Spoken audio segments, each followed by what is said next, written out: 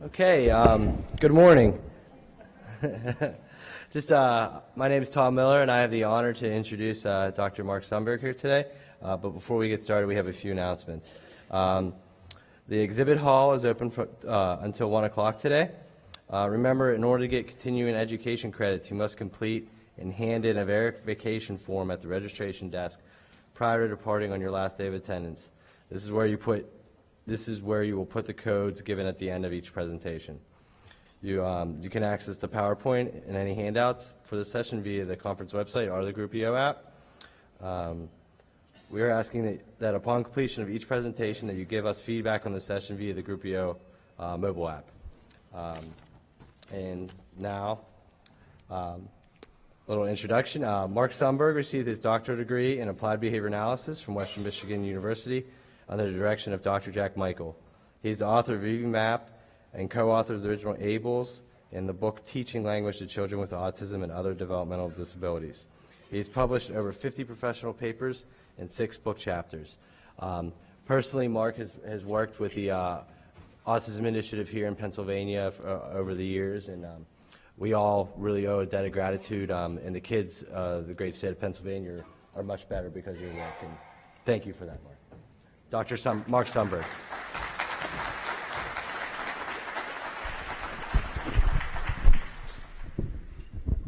Thank you, Tom. And it's absolutely always a pleasure to be back at this conference. This is an awesome conference.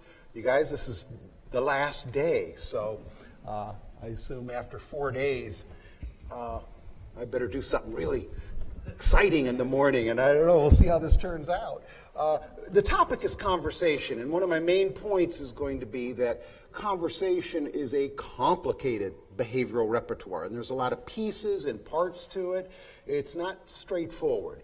And part of my goal this morning is to kind of walk through an analysis of what are those parts of conversation, what are the repertoires that we're looking at for children, what do they need to be able to acquire, and so on. And then I'll end with a collection of videos and some suggestions for intervention following some discussion of assessment. Let's begin with just the issue of conversation. There's no question that it's a complicated repertoire and difficult to acquire, certainly for kids with autism, in terms of typical verbal interactions that we might identify as a conversation. If we look at the DSM-5, the persistent deficits in social communication and social interaction certainly has the criteria. And if we look at some of the examples within that, the primary example I'm going to work from is this statement: the failure of normal back and forth conversation.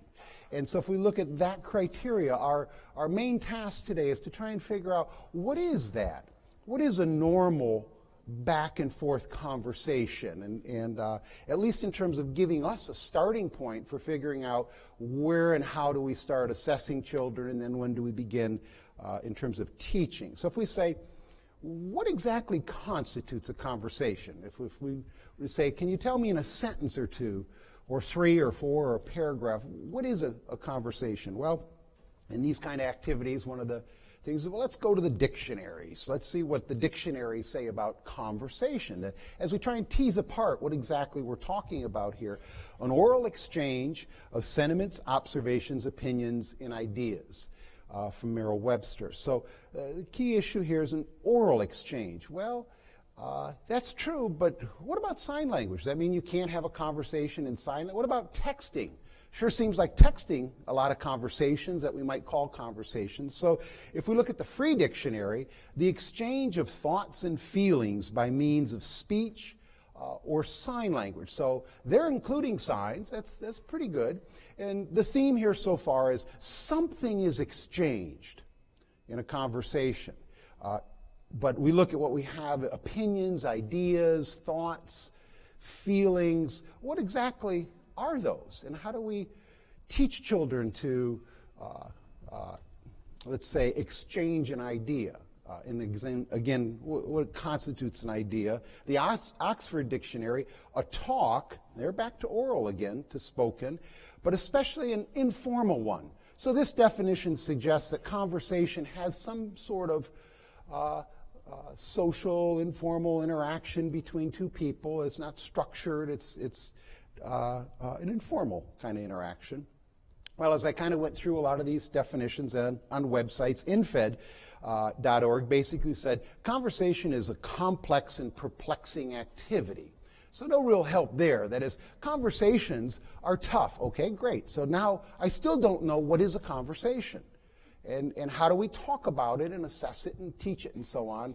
Well, when all fails, we all go to Wikipedia. Wikipedia will certainly give us the truth, and we can find out what's going on. So we get to Wikipedia, and what do they tell us? No generally accepted definition of conversation exists. Well, so we're kind of at the beginning. So I thought, well, this is a good time then to restart all of this, or to say if no definition exists, well, let's see if behavior analysis can help us out here and come up with some kind of definition. Consequently, the term is often defined by what it is not. Well, that's a rough way to do it. That is, a lecture, as I'm giving here, is according to Wikipedia, it's not a conversation. And that's pretty clear. I'm doing the talking, you're doing the listening, but maybe there is a conversation. In fact, I suspect that as I get into some of the content, that much of your behavior may be covert. You may have some responses to the things that I say. It may make you think of some things, take some notes, and so on. Is that a conversation? Well, I'm not sure. So let's keep digging into this and see if we can end up with some kind of information about what it is that we're actually working with here. Back to the failure of a normal back and forth conversation. If we dig a little deeper in some of the criteria, there's a few supplemental papers from the DSM-5 written by some of the people on the committee. And here's some further information that might help us figure out what it is we're dealing with. Poor pragmatic social use of language. Okay, we can work with that. If we look at pragmatics, pragmatics is pretty close to a functional analysis of verbal behavior. That is, pragmatics is looking at environmental variables that are relevant to verbal behavior. So this criteria suggests that there's something not working correctly or appropriately in the sources of control in the pragmatic use of language. So we'll come back to that one. That gives us a little bit of material to work with. The second issue they bring up is does not initiate a conversation. And there's a big distinction between the initiator of a conversation and the responder. And as we look at the chain of interactions between speakers and listeners, the biggest difficulty is often starting that conversation. And we'll kind of go through and analyze that a little bit and talk about why is that a problem, what are the variables, and then again, how do we work around that, or how do we develop those kind of skills? The one-sided conversation, we know many of our kids, many of us have one-sided conversations quite frequently. We're our own listeners.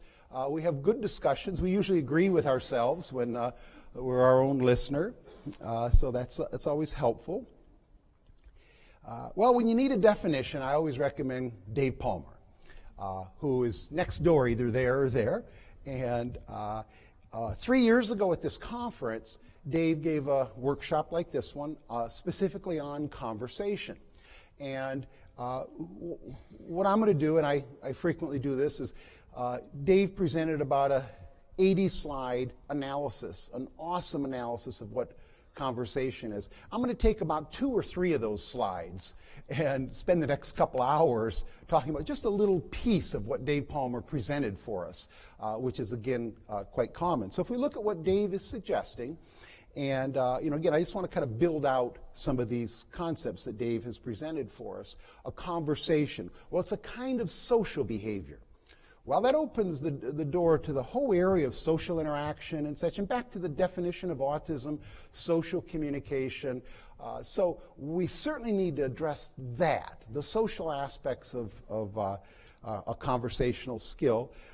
It's also a kind of verbal behavior. That is, when we look at what is exchanged, what Dave suggests is what's exchanged is verbal behavior. Whether you call it thoughts, ideas, opinions, those all constitute verbal behavior. And so the suggestion here is that a behavioral analysis of both social behavior and verbal behavior can move us closer to trying to identify and define this particular type of behavior. he gives us a definition, and this is what we've kind of been waiting for. And here's Dave's definition. It's a verbal exchange, okay? So rather than an oral exchange, rather than other kinds of exchange, it's a verbal exchange among two people, two or more people, in which the responses of each party are controlled in part by the contributions of the previous speaker. Okay, so a child has to attend to what somebody else said. So one important variable is somebody else's verbal behavior is critical, and by the immediate circumstances or the immediate contingencies. Where are you? What are we talking about? Am I actually being addressed by the person speaking? That is, there may be verbal stimuli around, but they're not directed toward me. So we'd say, well, it's kind of be inappropriate to jump into somebody else's conversation.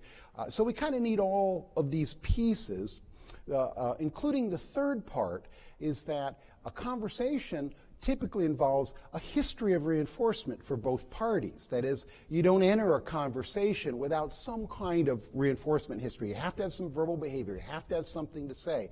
And again, we'll tease apart what some of those components are as we try and put this repertoire together or into one package. I like this quote from Dave from that same PowerPoint where he says, conversation is the medium through which relationships develop. And I think that's the case certainly with all of us in the sense that as we verbally interact with our friends and peers and others and so on, we learn about them, they learn about us, we acquire certainly a personal relationship potentially and a social relationship. So if we say, if we can break these down, if we can look at these elements, perhaps we can move into an assessment of them. Perhaps we can say, when is conversation important in an overall curriculum? That is, at what point will we say, let's put conversation on the IEP. Let's begin to focus on conversation. Where's that fit? And is there a certain point where we say, aha, at 2 years, 1 month, a typically developing child starts a conversation?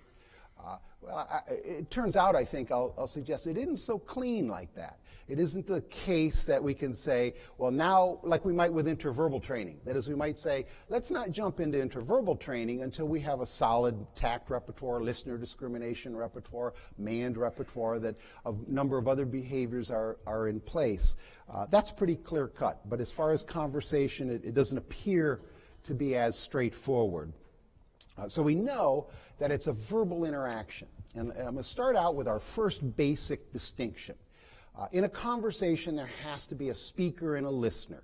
And those of you familiar with Skinner's book, Verbal Behavior, you know the whole book is framed in the behavior of the speaker and the behavior of the listener and their interactions. So I'm going to suggest there's our foundation. And now let's kind of tease apart what that's all about, the speaker and listener.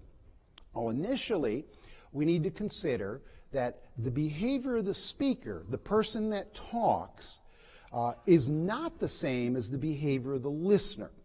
That is, the contingencies that operate on listener behavior are not the same as those that operate on speaker behavior. Let me give you an example. As a speaker, I might say something like, can you get me some water, as a man. The source of control for that is a motivating operation. The response that I'm getting is, can I have some water? What I'm after is water as specific reinforcement. So the contingencies controlling the speaker behavior, those pragmatic, if you will, variables are motivation in the man and specific consequences. The listener, however, the motivating operation, they're not thirsty. So there's some other variables. The listener is responding to the verbal stimulus. Now remember that point, that there's a verbal stimulus. There's something that somebody else has said. So the listener, their behavior is controlled by a verbal discriminative stimulus, what somebody else had said. And their response may be nonverbal. They may walk over and grab a bottle of water. So a listener's behavior in this example may be a nonverbal response. The speaker's behavior is a demand for water. So again, the point is there's different three-term contingencies operating for the speaker and the listener. Now, that contrasts with traditional semantic theories of meaning that suggest that the meaning of a word is the same for a speaker and a listener. that there are slightly different behaviors, but the cognitive meanings of words is the same. Well, a behavioral analysis would suggest, no, they're not the same at all. Meaning is in the controlling variables. Meaning is in the antecedents and consequences and the history of reinforcement from a Skinnerian standpoint.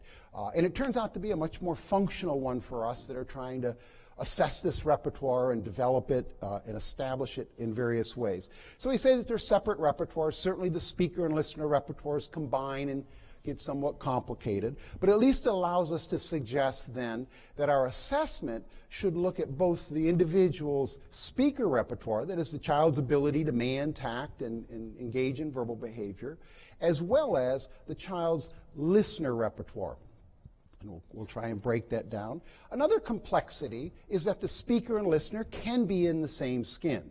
So yes, indeed, you can have a conversation with yourself, and often do, and that can be very helpful, such as problem solving, trying to figure out which exit you're supposed to take, or other kinds of problems.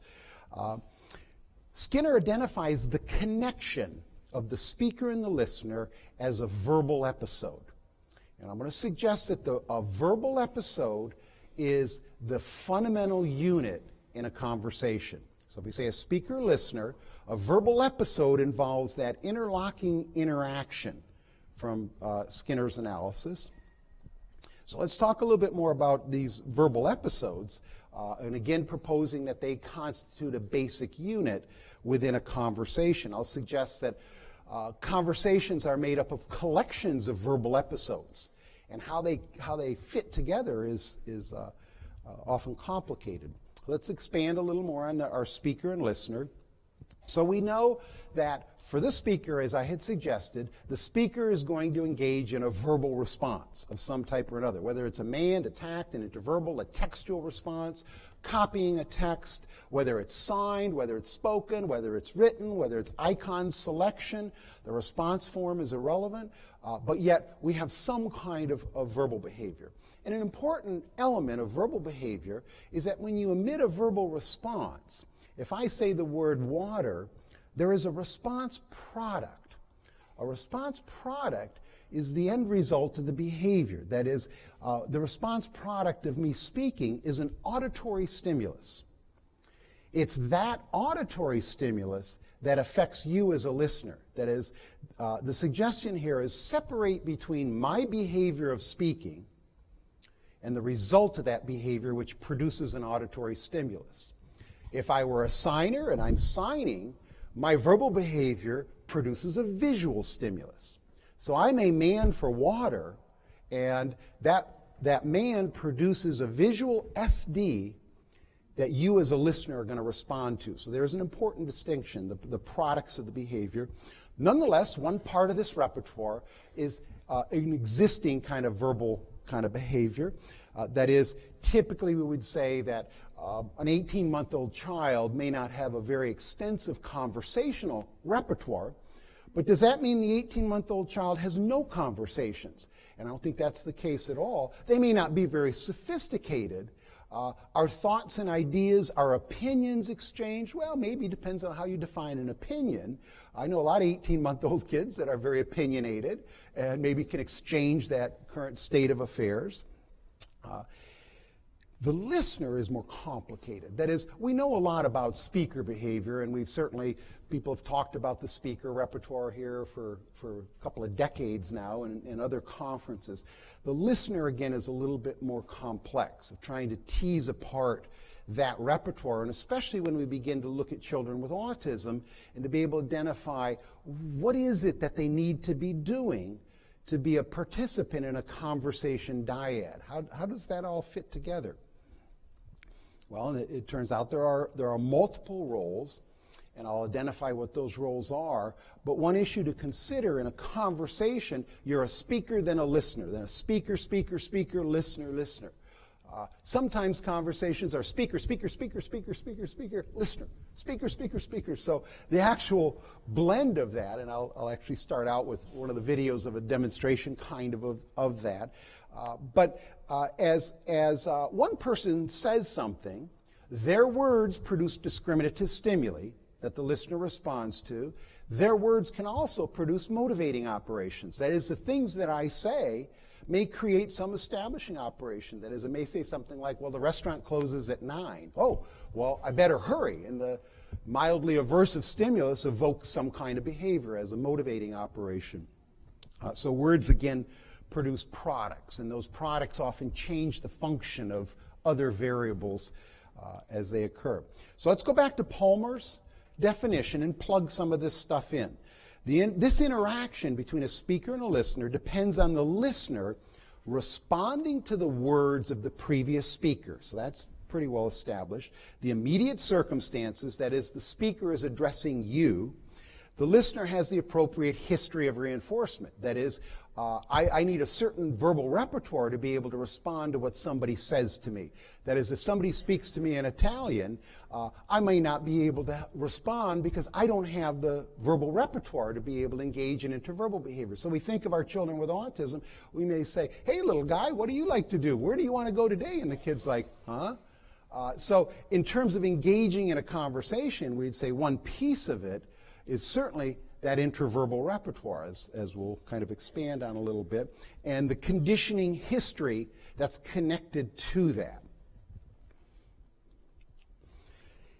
I'm going to identify 4 roles of a listener, and we can look at those roles as separate repertoires, separate skills, all of which need to be developed, not necessarily in the context of a conversation, but in general. And I'll kind of walk through these. First, you can't have a verbal episode without a listener. And again, you can be your own listener, but yet Skinner's whole analysis of verbal behavior is that it's a type of behavior that the reinforcement is through the mediation of another individual or another person. That is, verbal behavior is very social because it does involve another person. That person must have a certain conditioning history. That is, to be an effective listener, in my example in Italian, if I didn't have the correct conditioning history regarding Italian as a response form, it would be difficult for me to really function truly as a listener, in the sense that I have no idea what's being spoken in those circumstances. So we need to have a speaking partner, that's an important part. I'm going to give you a couple of Skinner quotes. The behaviors of the speaker and the listener taken together compose what may be called total verbal episodes. So again, this is our key thing. So a verbal episode is the combined behavior of a speaker and a listener. There's nothing in such an episode which is more than the combined behavior of 2 individuals. And what Skinner is doing there is basically separating out the cognitive transmission of opinions, the cognitive conception of communication and conversation. That is, rather than talking about cognitive transmission, let's talk about behavior and stimuli and consequences and such. It gives us a much more pragmatic way of identifying deficits, problems, impairments, and also intervention strategies when we talk about it this way, as is our basic behavioral position. The second function of a listener is that a listener functions as a discriminative stimulus, that is, as an SD. Skinner devotes a whole chapter, chapter 7 in verbal behaviors, titled The Audience. And in that chapter, he provides a very detailed analysis of the role of the audience and the audience member. Now, he talks about several different levels of an audience. For example, he presents 3 levels of an audience. One level is the common language that's spoken. That is, at the broadest level, I can't have a conversation, as I had mentioned, in Italian if my listeners don't speak the same language. Then he breaks it down a little further and saying, also, an audience is an SD for particular types of verbal behavior. That is, we may say different things to different people, even though they may be the same topic. The example that we may have is that if we're describing a behavior problem to another behavior analyst, we might talk about reflexive establishing operations as being a source of control. Whereas talking to parents, we might say something again like, he doesn't like that. And when he doesn't like that, he hits people. And so we may describe the same event, but an audience sets the occasion for us to engage in a certain kind of behavior. The third level is that a particular audience may evoke a certain verbal repertoire. That is, your friends or your colleagues or people that you say, hey, how about those Kalamazoo Sharks? How about the hockey game that we went, as we talk about, I think it was K-Wings. It was Kalamazoo Wings. That was the hockey team. And with a history, it may be possible to engage in more verbal behavior. So your listener comes to you with this history. So again, as we begin to think of children, it's important in establishing conversations that a listener have some kind of history where I'm the expert at Pokemon, or I'm the expert at Legos, and let's talk about Legos. And again, what we would like is for this individual to function as an audience to a peer.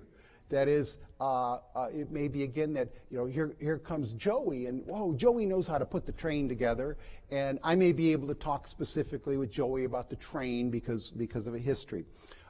Listeners also create motivating operations. That is, it may be that there's somebody in particular say, oh, I needed to explain something, or I was going to tell this person about something I saw on the internet that I knew that they were interested in. So again, as we think of our children with autism, it's important that a child be able to serve this audience function. And we'll break that down even further once we talk about assessment and trying to say, what is it that you need to do in this role? How is it that a child with autism should be approached in terms of teaching these kind of listener skills?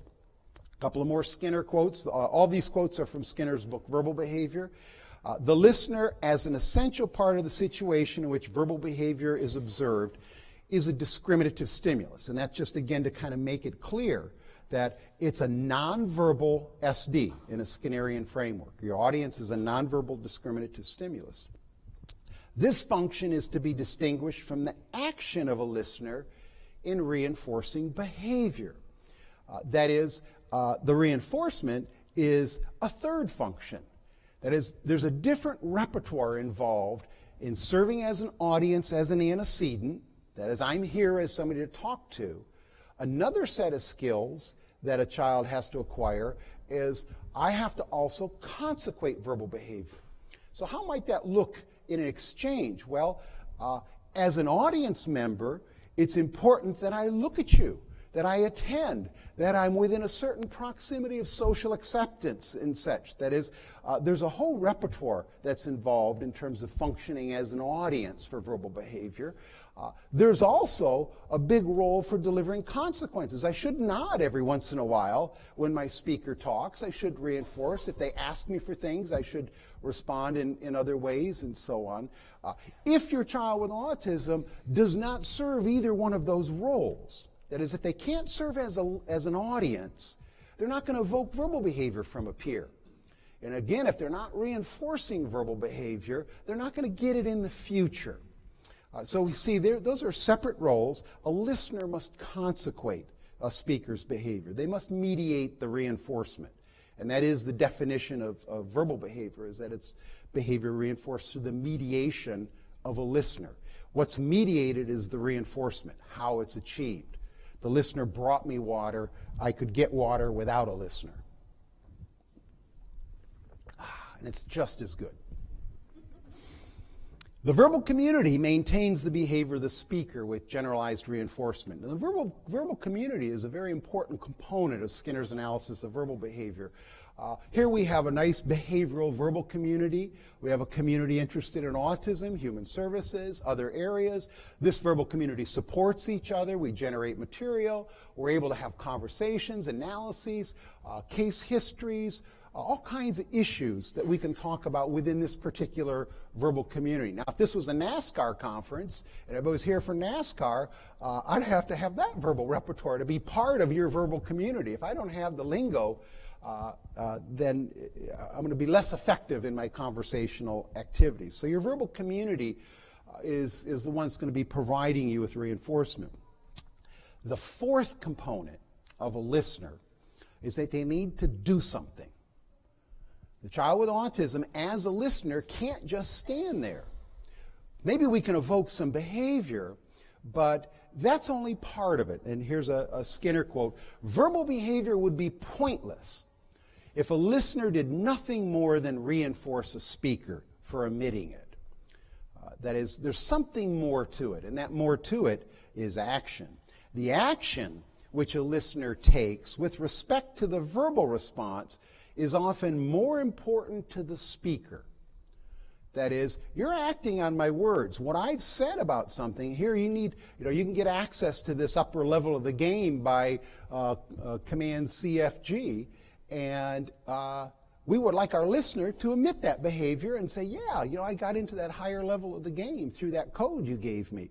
So we want a listener to, in a sense, attend to what we're saying, at least in general. Okay, let's break that action down a little bit.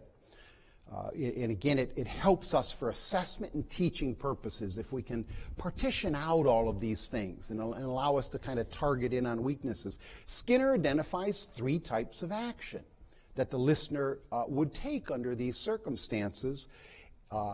And I'll suggest that one of them is well known, the other 2 may be less well known, this being one. One of the actions that a listener takes is respondent behavior. That is, words can function as conditional stimuli, as CSs. That is, words can scare the crap out of you. Words can make you nervous. They can make you anxious. Read Stephen King and you can't sleep. You're going to have the lights on. That is, verbal stimuli can elicit conditioned responses. Verbal stimuli, again, can elicit autonomic responses, galvanic skin responses, increased heart rate, what we might describe as anxiety or tension, and so on. They also can evoke warm and fuzzy feelings. That is, Danielle Steele can make you just feel so happy and in love and tickly. It's like, how's that work? Well, it's a respondent effect. And now if we consider the issue of empathy and a child with autism's ability to respond to a sad story without laughing. If somebody tells you something sad in a conversation and you have an appropriate repertoire, typically we'd say, I'm sorry to hear that. I didn't realize that you were in the hospital that long. And you may fake it and just emit verbal behavior, but the true emotional response that we're after, again, involves respondent behavior, that you have true emotion. So one of the suggestions is there's something here that really hasn't been developed well in behavior analysis, autism treatment, and again, that relates to the issue of emotional connection to other people. So this area is of relevance for that reason. That's the kind of action, that's at least one type of action, and I categorize that as nonverbal respondent behavior. Skinner talks about that by saying, among the special effects of verbal behavior are the emotional reactions of the listener. So again, I would suggest on page 154, there's a whole section about this in terms of reading how do you get emotional reactions from kids other than aggression and negative behavior and tantrums and behavior problems. Those may be the same thing. That is, being denied access to a reinforcer may be an aversive event. It may be a conditioned establishing operation, a reflexive event, and that could also function as a CS and elicit behavior we might describe as anger or aggression, some of which may be related to unlearned behavior and innate variables as well. So it potentially gets complicated. Another component, if a verbal stimulus, and this is our real definition in the same page, if a verbal stimulus accompanies some state of affairs, which is the unconditioned or previously conditioned stimulus for an emotional reaction, that verbal stimulus eventually evokes this reaction. Now, my wife is a pretty serious snake phobic, and thanks to her brother, when they were kids, all you got to do is, if there's a little squiggly line, say, or say the word snake. So we have a true emotional reaction. Autonomic responses are occurring, and that's where I put in there empathy and some emotion. So that's one role of a listener. Another role we want to, and again, these are things we can assess and teach. Another role of a listener is that they engage in nonverbal behavior, nonverbal operant behavior. So in these two examples, I've made a distinction between respondent behavior, autonomic responses, and operant behavior in terms of the different repertoires that are involved. This category is pretty synonymous to the whole area identified as receptive language. In other writings, we've talked about this as listener discriminations. But by and large, this is the listener receptive language repertoire. That is, if a speaker says to you, no, you got to turn it this way, and the child turns the knob that way. That's what we're talking about. That is, I'm acting on what you said. Now, if a listener completely ignores what the speaker says, the speaker's going to go find a new listener. So again, what we're after with our child with autism is they need to engage in some kind of behavior. That's what a speaker wants. And this is the relatively straightforward and simple in many respects. As some examples, if a speaker says to you, come on, let's jump. Well, we would like your child with autism to jump. So that completes the verbal episode. A man to jump, the consequences is the child jumps, and I'll show you a little diagram in a second. The consequences are the child jumps. The verbal episode is completed. And I would say, is that a conversation? Well, I'm not sure. Might be part of one, and that's, I think, where we're heading, is that a conversation is going to be made up of all these little pieces, actually. Listener discriminations, now we're touching the car, we've got an array of stimuli, standard receptive language training, where a speaker says something, a listener engages in nonverbal responses, touch car, touch book, touch tree, and so on, all familiar procedures. Listener responding by function, feature, and class, that is, we're going to talk about things, their relationships to other things. We would like our listener to do that. Can you find me something to drink?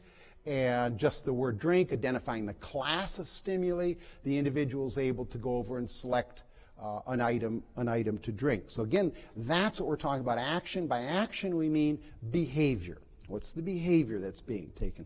These examples remind us of the fact that the behavior of the listener is not essentially verbal. The listener reacts to a verbal stimulus, whether with conditioned reflexes, emotions, or discriminated operant behavior, nonverbal operant behavior, as he reacts to any feature of the environment. So again, these items function as evocative stimuli. They evoke behavior. This, incidentally, again, is back to close to the area of pragmatics. That is, pragmatics is looking at the function of language, much conceptually in the similar way that Skinner is looking at the function of language. There are different functions. That is, the different functions are exemplified by some words can evoke emotions, some words can evoke nonverbal actions, and both repertoires are essential.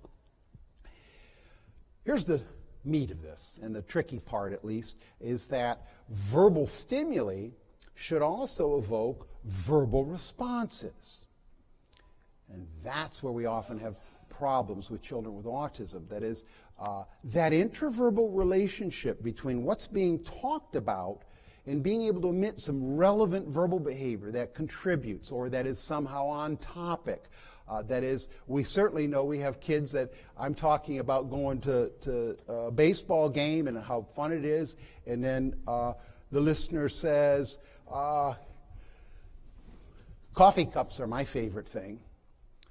And it's like, well, wait, there's no interverbal connection necessarily between a baseball game and such, and so perhaps not. But the operant behavior, what's that about, verbal behavior? In many important instances, the listener is also behaving at the same time as a speaker. When somebody's talking to you in a conversation, whether you identify it or not, you're engaging in often in covert verbal behavior. If you don't, you lose track of what the person said. And that covert verbal behavior is often a self-echoic.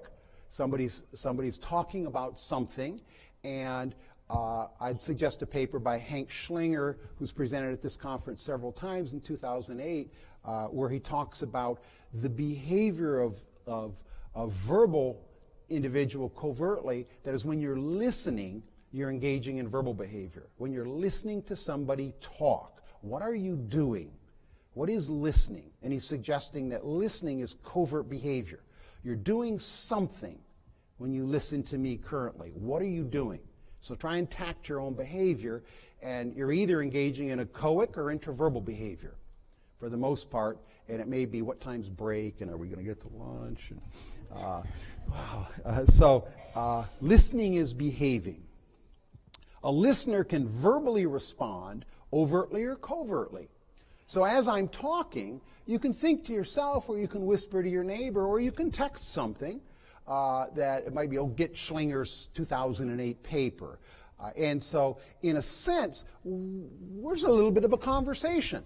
Although it's not the kind we would talk about, but yet I'm evoking, hopefully, some kind of covert behavior on your part. If you ask a question, now it's overt.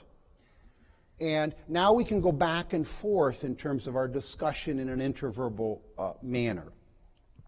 If a listener emits overt responses, he's now the next speaker. So the person that raises their hand and asks a question is both a listener, that is, they couldn't ask the question, or at least in an appropriate social context, if it wasn't necessarily, if they didn't attend to the topic I'm talking about or what I'm saying. So the person serves as a listener and then functions as a speaker when they emit the demand. I'm going to give you a diagram, a couple of them, that kind of tease this apart for clinical purposes. But if the listener emits covert verbal behavior, he's now a speaker with himself as their own listener. So when you're thinking about what I've said, it's often covert behavior. Skinner has a whole chapter, chapter 17 in the book Verbal Behaviors, titled Thinking. And it's a complete analysis of what is thinking. And much of what thinking is, he concludes that there's 4 types of thinking. Much of what thinking is covert verbal behavior. But he also says you can think with overt verbal behavior. We think aloud. We talk to ourselves, geez, how am I going to get out of this traffic? God. Thinking can also involve nonverbal behavior. That is, we can manipulate things and trying to see how this pipe will fit into the plumbing we should have never gotten involved in, and we're trying to manipulate things, and we got leaks and so on.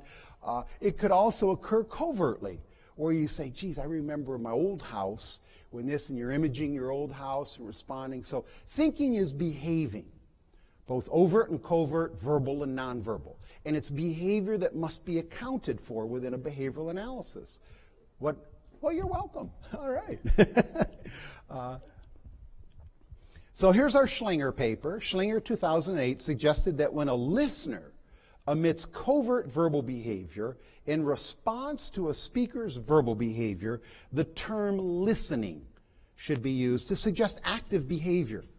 That is, the listener isn't just in a vacuum doing nothing, just standing there. And again, think of our kids with autism. It suggests we have to teach our kids how to be listeners, and that means behavior. What makes it so hard is it's covert. How do we get to this? And that's basically what we're after here, and I'm going to suggest that our first task is to figure out what this is. So it is something that we can develop and operate on and so on. Well, let's look at the behavior of the speaker then. And again, this is probably the best known. We've certainly been exposed to this content over and over and over again, I believe, certainly at this conference. But the basic verbal operants, mands, tacts, interverbals, and so on, are what a speaker does. A speaker engages in verbal behavior. Skinner gave us a nice distinction between different types and different forms of verbal behavior that allows us to look at the pragmatic functions. So from a behavioral point of view, when we talk about pragmatics, this is what we're talking about. What's the source of control for the response? For a man, the source of control is motivating operations. For the tact, it's the physical world, nonverbal discriminative stimuli in the physical world. For the interverbal, echoic, textual, and spelling, it's a verbal discriminative stimuli. So you have 3 pragmatic functions for language: motivation, nonverbal discriminative stimuli, and verbal discriminative stimuli. And you can classify verbal behavior in terms of its relation to those 3 primary functions or pragmatic elements of language. So that potentially then I'd suggest that if the problems in the DSM-3 are identified with conversational skills related to the pragmatic functions, the social pragmatic interactions. This is going to help us a lot. This will tell us I'm saying the right things for the right reasons, under the right sources of control. If all my behavior is EO controlled, nobody will talk to me. If all I want to talk about is myself, my things, my interests, mine, and so on, not much is going on.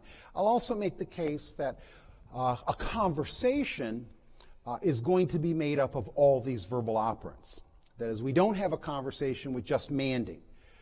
Try and have a conversation with just tacting. Try that. How's that working out? You know, microphone, podium, car. You need all of it. Much of a conversation involves manding and interverbal, at least a piece of it, not all of it. But a child asks you a question, you respond. In return, you ask him a question, and he or she responds. And again, how's that all work? But we do know that you need it all. And what I'll also suggest is that without an interverbal repertoire, it's going to be hard to have much of a conversation. We can certainly have some, and I'll give you examples that we can certainly do. Some social interaction, some verbal interactions, maybe the rudiments of some of these other pieces. That is, ultimately we'd say a conversation, and I'm jumping ahead, but a conversation may involve 30, 40, 50 different repertoires, or elements, or aspects, and such. It's not just one thing, is at least my suggestion here. Back to the traditional linguistics and pragmatics, the problem with most structural linguistics is that these are all categorized as the same thing. That is, these are all lumped into the category of expressive language. And again, pragmatics has that kind of, well, we need to tease those apart approach, as a behavioral formulation does. So the term expressive language lumps together important distinctions. And so again, if we're looking at conversation skills and we say, the problem is the child has weak expressive language. Well, what are we talking about there? We can have a kid with 1,000 tacts, and they may be able to tact, every car in the parking lot and be able to discriminate between a Hyundai and a Kia and a Honda. Yet they may have no interverbal repertoires. They may have very weak and absent, even though the vocabulary size is 1,000. So a verbal behavior analysis will allow us to kind of fine-tune our analysis of, is the child ready? What repertoires are they missing? And so on. All right, now a little complicated diagram, maybe not. I'll try and simplify it. And what I want to do is walk you through an exchange, so you get an idea of an exchange and how this all works. And I'm going to start right here saying that if you're in a restaurant and you emit the behavior, may I have some bread? And as we look at the rudiments of this, and again, whether we call this a conversation or not is not the point of this slide. It's simply to demonstrate the role of a speaker and the role of the listener and how they interlock, and that we can't have a verbal interaction without these two activities. So, may I have some bread? What evokes that behavior? And the suggestion here is it's going to be multiply controlled. Skinner makes the point that almost all verbal behavior occurs with under more than one antecedent. Almost always, verbal behavior is controlled by two or more variables. For example, I may man for water, and I might be controlled by a motivating operation, but I also need an audience. Well, remember, that's a nonverbal SD. So your audience is always a second source of control, even if you're your own audience. It's rare to have what you call a pure mand or a pure tact or a pure interverbal, and this exemplifies that. If food deprivation is not the primary source of control, you have an impaired mand. That is, if you're really not hungry, or if you're really not interested in bread, but yet you say, may I have some bread, is not unlike some of the problems we have kids with autism who ask for something and drop it on the floor. So in this interaction, the motivating operation, and this is a way of talking about it, I would suggest, the motivating operation is the primary source of control for may I have some bread. That primary source of control is supplemented by secondary sources of control. Here's 4 possible secondary sources of control. In the context, That is, you're in a restaurant versus in church versus some other setting. The context basically controls a lot of our conversations and topics and so on. And the context is more than just the physical setting. The context can involve a verbal context, motivational context also in some ways and such. But this encompasses a number of variables. Have to have an audience, a specific audience member. And so here we're suggesting a waiter. If the waiter says anything to you, like, would you like anything else, that needs to be accounted. And if the bread is present, or if the table next to you has bread, that may also be a source of control. So if we're going to say, again, if we say, why did the person say, may I have some bread? There's 5 reasons. And that's, you're getting at pragmatics now. We're getting at the function, the source of control. What evoked that may I have some bread? And we could say that any one of these would reduce the probability of the response. That is, if there's no waiter, no audience, then it would be thought of to be pretty rude to be sitting in a restaurant and say, hey, give me some bread. Well, there's, it's like... So there's our what we would refer to as convergent multiple control. The consequences are also multiple. There's both non-specific reinforcement, a generalized condition reinforcement. Sure, I can get you some bread, no problem. Be back in a second. Now, if the specific reinforcement isn't provided, it doesn't abolish the motivating operation. That is, that's what specific reinforcement does. When you want something, when you get it, the motivating operation should decrease. That is, and that's technically called an abolishing operation. If it doesn't, the guy gives you bread, and we're not going to go, hey, where's my bread? Well, it's right in front of you. Where's my bread? And then we kind of got a problem. And then we're talking about security and those kind of things. So specific reinforcement is very important, and it plays a role, again, in man training for kids. Kids at a door is man's to open, man's to get out. Once the door is opened, the EO is reduced in its evocative effect. You got it. You got what you want. So we look at this interaction, and this is kind of just a simplistic discussion of how these two are going to interact. Okay, let's go back to social behavior now and kind of tease this apart. So we've kind of laid out what some of the verbal elements are, and we'll come back to this. And I'll suggest that social behavior, and I believe I may have presented on this topic 10 years ago or so, and presented an analysis of social behavior as really being a collection of 30 or 40 different repertoires. Social behavior, like conversation, is not one thing. Now think, conversation is a subset of social behavior. It's a type of social behavior. Not all social behavior is verbal. We can certainly have nonverbal social interaction. So I'm going to suggest that there's 3 major components to social behavior, and we can look at a child with autism. We can assess the child, a number of elements of the VB map and the social behavior aspects. Consider these. There's a set of nonverbal repertoires, and in some of the material I've identified maybe 10, 15 different kinds of major nonverbal repertoires.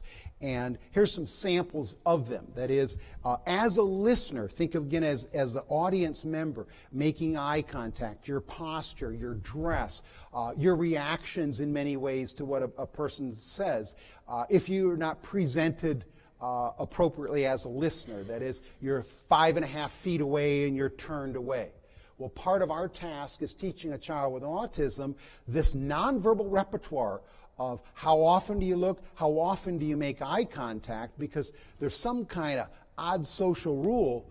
Eye contact is important, but it gets a little creepy after about 5 seconds, So how do we teach a child these, how close do we get?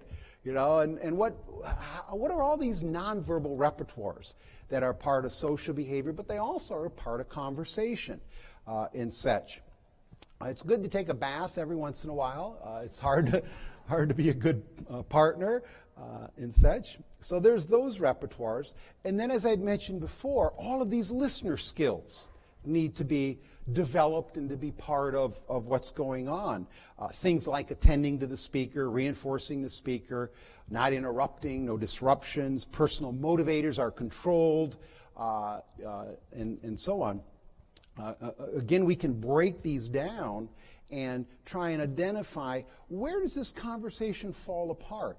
And we'll find that it could be here, could be here. There's a lot of different things that are going on as you watch a child with autism engaging in a conversation. We may prompt, fade, and differentially reinforce. This is the tricky part. That is the verbal repertoires, mands for information, a very difficult repertoire to acquire.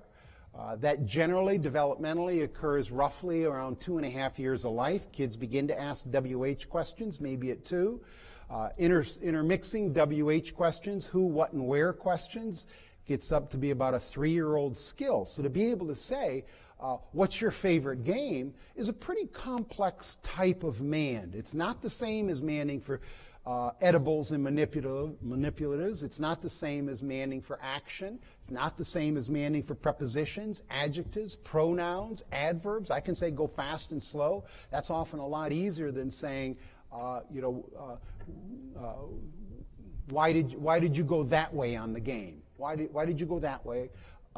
Much more complicated mand. And again, it's asking for a verbal reinforcer, verbal information. And much of conversation and question asking requires asking those kind of things. Being able to respond to those is also an important repertoire.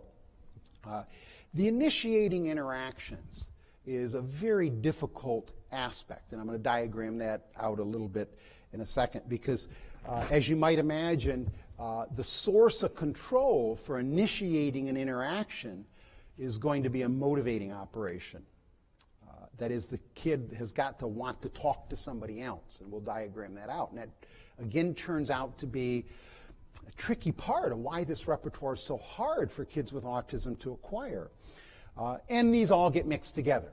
So in a speaker-listener dyad, you're doing all of this. You got nonverbal behavior, verbal behavior, you got listener behavior, and that's where I say all of these different repertoires need to come together in a social or in a conversational kind of interaction. So again, it suggests that we're beyond just manding and tacting now with kids. We're beyond simple verbal behavior. We're into much more complex level, which is exactly, I think, where we need to be in the field. That is, we've certainly, as I mentioned, all the early elementary verbal operants have been well designed and laid out, and procedures are there. But we've hardly scratched the surface of Skinner's book, Verbal Behavior.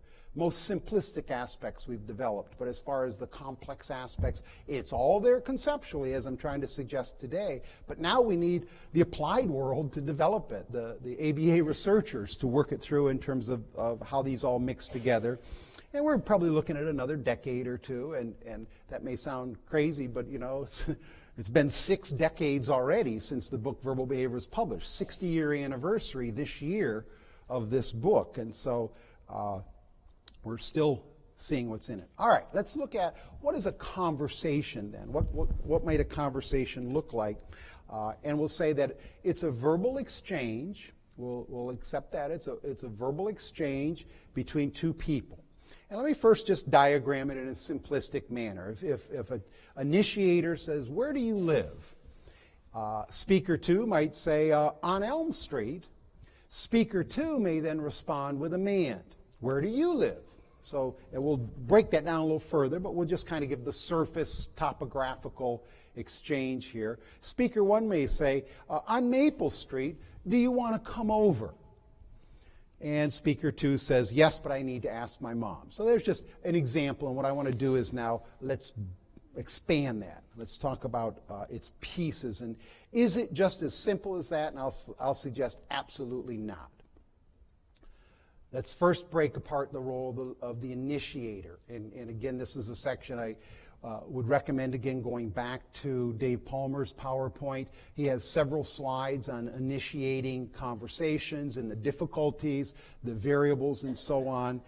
So if we take the first piece of that, where a child mands to appear, "Where do you live?" Now, how do we get our child with autism to initiate that mand? as a matter of fact, how do we do that? Starting a conversation is often tricky. It's not necessarily difficult for kids with autism. It's difficult for many of us. It may be hard to kind of strike up a conversation and talk about some things. Riding over this morning on the shuttle, I'm sitting there with the driver, and it's like, okay, what do we talk about? Well, Penn State, we can talk about the football team. We can talk, so you initiate a conversation with it was a student, and I'm asking him what department he's in. He says biology, and so we kind of have a little conversation. But what evoked that is potentially there has to be some kind of motivation to engage in social interaction. That is, if something absolutely traumatic had just happened to me, and like for example, my alarm didn't go off, and it's like 8:59, and I'm sitting in the shuttle, and it's now taking me downtown to take somebody to a breakfast restaurant, and it's like, well, I may not be really excited about a conversation about biology at this point. The EOs are different. So one of the things that our kids struggle with is the motivating operation for social interaction for children with autism is often weak or impaired in some way or another. And I've often felt that that's one of the primary barriers to social behavior, is that the kids simply don't want to do it. There's no motivation to talk to other kids. I gave the example yesterday in my workshop that we may create some of that unintentionally. That is, I suspect that one-on-one may cause some problems down the road. Certainly it's essential early on. If we look at level 1, level 2 in the VB map, one-on-one is essential in establishing skills. But at a certain point, it's also essential to break free from one-on-one, break free from an adult who presents all the SDs and consequences. And again, the issue is that if I'm an adult interacting with a child, I carefully present my SDs, I prompt for failure, I do errorless training, I immediately deliver reinforcers, I make sure there's a motivating operation at strength for those reinforcers, and a child is in heaven because the adult, the listener, is right there, right with me. I get full attention, full trials, and so on. Now put me with a peer.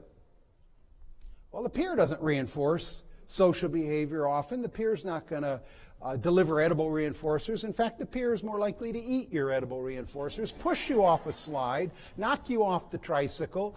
The peer's not, what's your name? Oh, he didn't talk. You got a half a second to respond. So we look at social contingencies are very, very different with peers and in a social environment than they are in a one-on-one relation with an adult and a child. And again, at a certain point, the adult acquires such strong stimulus control, and it's essential that they do in order for one-on-one to work.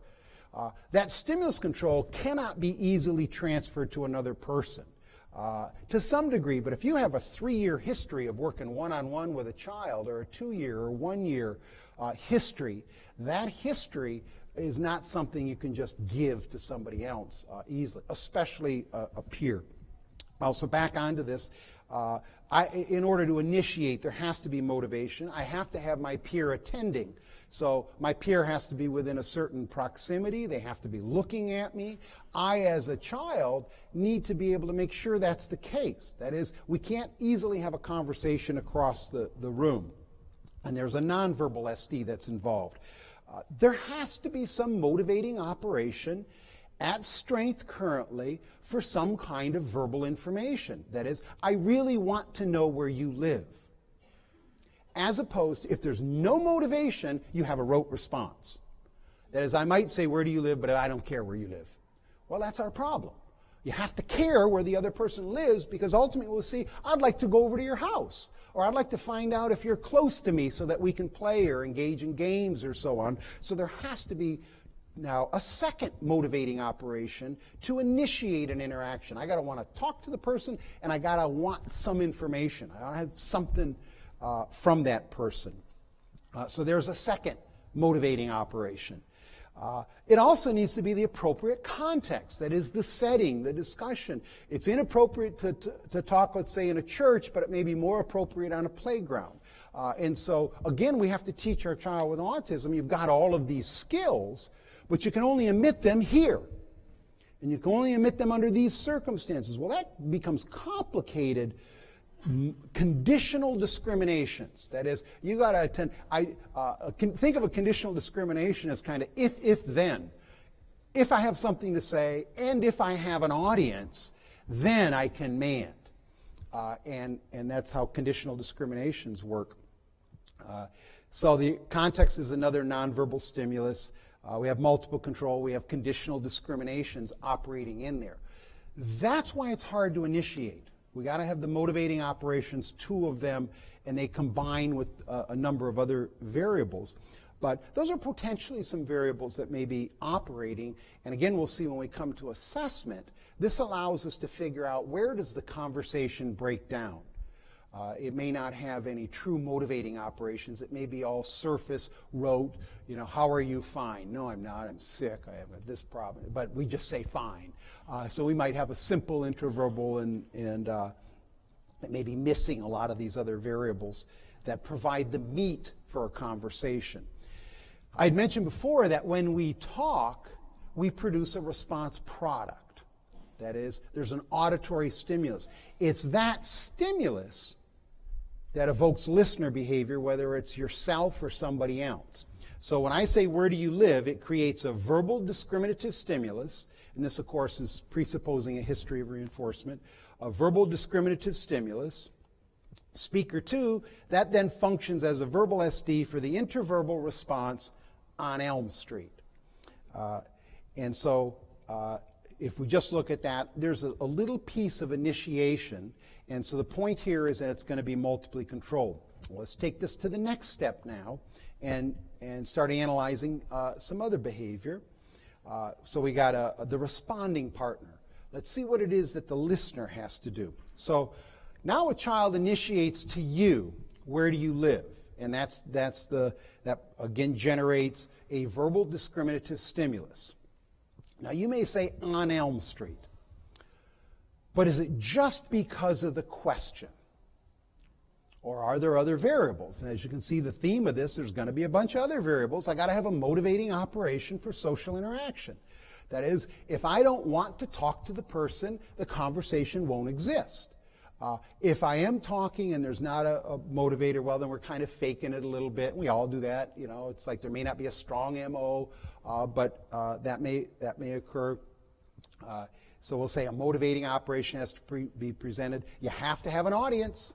If there's no peer present, then you're back to talking to yourself. And that was the third one, that self-dialogue. They didn't like that in DSM-3. So we don't promote that too much. We want to teach a child that you emit verbal behavior when a listener is present.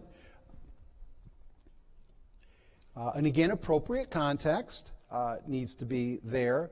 And here's another variable. There's what we would call a reflexive motivating operation, pressure to respond. That is, you're in there. Now, I think again of my shuttle ride over this morning, and silence sometimes is mildly aversive. That is, you're in a situation where you might have a conversation, but there's some awkwardness or some negative kind of variables that might evoke responding. So we'd say that part of my tendency to talk to the driver was probably related to a general uncomfortableness of silence. Felt bad. This guy's driving by himself, nobody's talking to him, there's other people in the van, and say something to the guy. And I'd say that was a CEOR, that there was some mild pressure. So again, we look at kids, and we have to say they got to be responsive to some of those variables. And again, we think, well, now if we look at some of the characteristics of autism, I'm totally fine not responding. I'm comfortable with just being by myself and in my own world, whatever it might be. I'm not affected by any pressure to respond. Well, it might be there's a tool for us. We need to teach a child how to respond under those circumstances. There are awkward social interactions where the way out of that social interaction is some kind of verbal behavior, some kind of response. So now the child says, on Elm Street. So again, what I'm trying to describe here is that what might look like a simple interverbal, where do you live on Elm Street, is actually multiply controlled, complex type of behavior. Again, a conditional discrimination, we would call that a multiply controlled interverbal. And by that we mean the primary source of control was a verbal stimulus that evoked a response that didn't have point-to-point correspondence. That's the primary relation. There are secondary stimuli that are involved, or secondary motivating operations and variables. When I say on Elm Street, it produces a verbal SD. If myself is as a listener, and this is where, again, it's important that a child also be able to attend to their own verbal behavior. That's part of a conversation. That is, listen to what you're saying. What did you say? And it doesn't take a whole lot other than this. When I say on Elm Street, the response product produces a verbal SD. That verbal SD may evoke a command, and we'll talk about the multiple control in a second. Do you live around here? So the response, do you live around here, again, is multiply controlled. Excuse me, the MO for social interaction, the audience, and specifically an MO for information. I got to really want to know where you live. So again, if we look at the contextual variables, the pragmatic elements of this interaction, these little boxes are all the pragmatic elements. And again, from a Skinnerian standpoint, what's the source of control? What evokes the behavior? And again, the general view is that almost all human behavior is under multiple sources of control, constantly interacting with each other, often very brief and rapid. And part of our task is to sort through all of these things. Another motivating operation, appropriate context. So what might look like a simple man, do you live around here, is also part interverbal. There's a verbal SD that's involved, and it's my own verbal SD. And that's a participant, and then these other variables as well. So now the child says, do you live around here? Another conditional discrimination. It's a man and an interverbal. Produces a response product that the peer hears. The peer hears it and says, I live in a swamp. Oh, all right. Now how do we deal with weird stuff? You know, that wasn't what we expected. Yeah, I live in a swamp. What's that all about? Well, for the person to respond, there again has to be some motivating operation related to social behavior. You have to have the peer, but we have a new MO here. There has to be some motivating operation related to humor. That is, I want to describe something, or I may be playing a video game and we're playing swamp monsters, and I want to be one of the monsters and so on, and all this other stuff. And again, appropriate context. And where this is kind of heading to is the responder could say all kinds of stuff. It's unpredictable. If I were to say, where do you live? It's a little hard. Now, that one's not necessarily the best example, but it's a little hard to say this is exactly what the person's going to do. That is, the action your listener's going to take. When I say, where do you live, I may not know what type of action the listener's going to take, and I got to be prepared to respond to that. So, where do you live? It might evoke, and this is the concept of divergent multiple control, that is, a single stimulus. A single verbal stimulus can evoke a number of different responses. That is, if I say, tell me about behavior analysis, it may evoke a variety of different forms of verbal behavior. So I live in a swamp. If somebody says, do you live around here?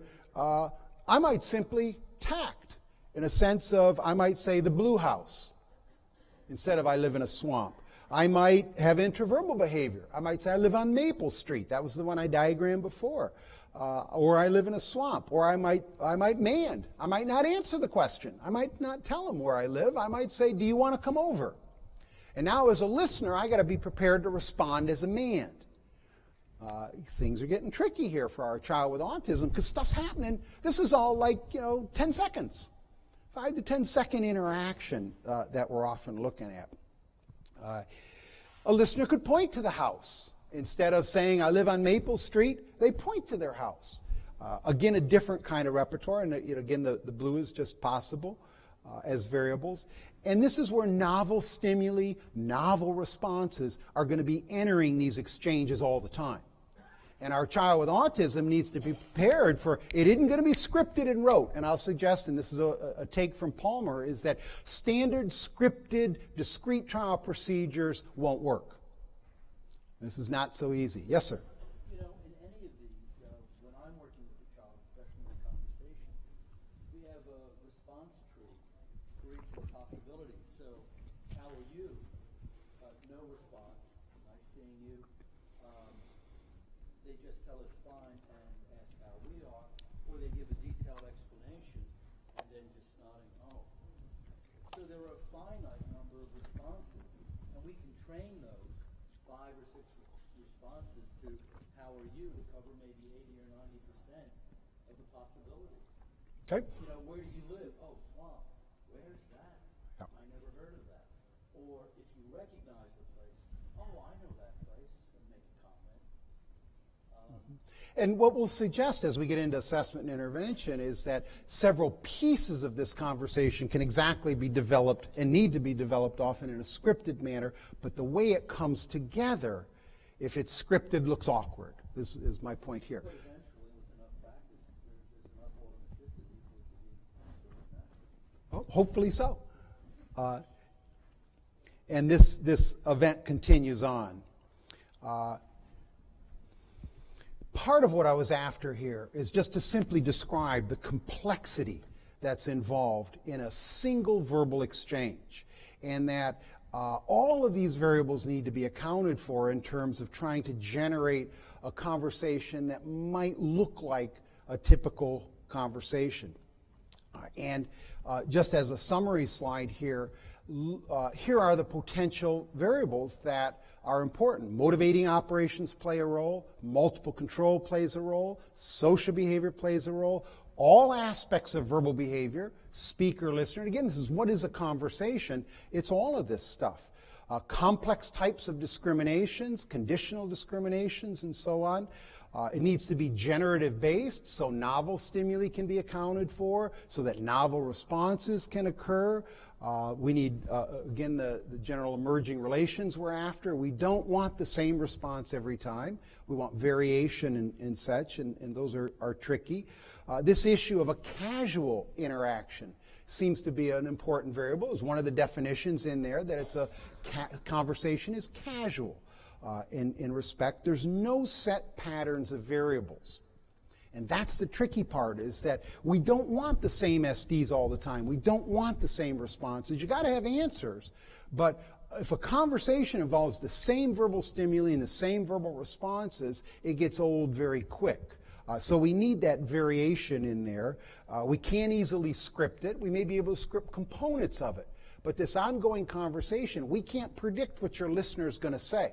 We could have a script of here's 3 or 4 or 5, and those could be very helpful.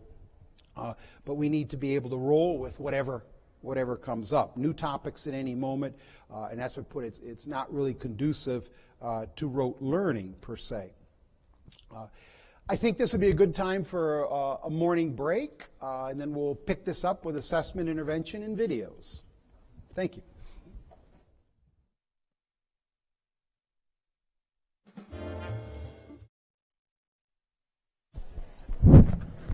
Okay, let's go ahead and start again.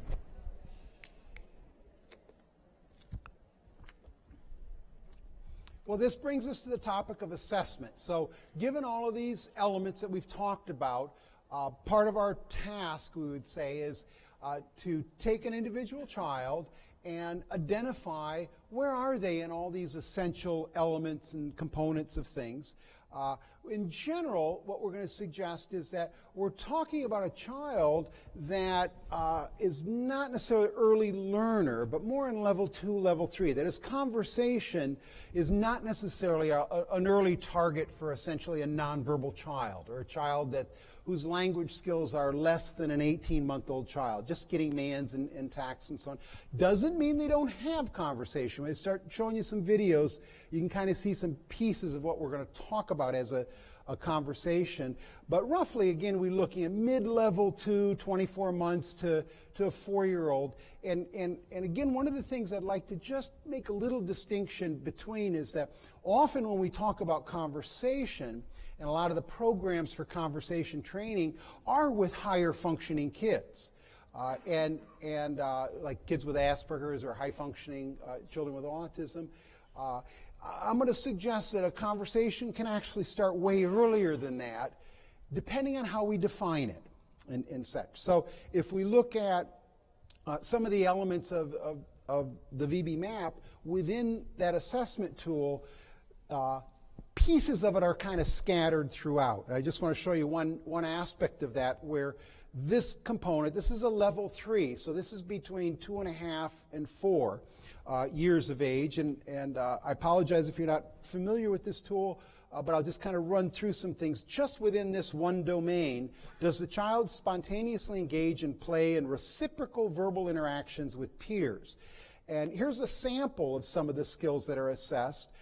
For example, spontaneously mans to peers with a WH question. So we'd mentioned that before, of saying that part of a conversation is that manding for information.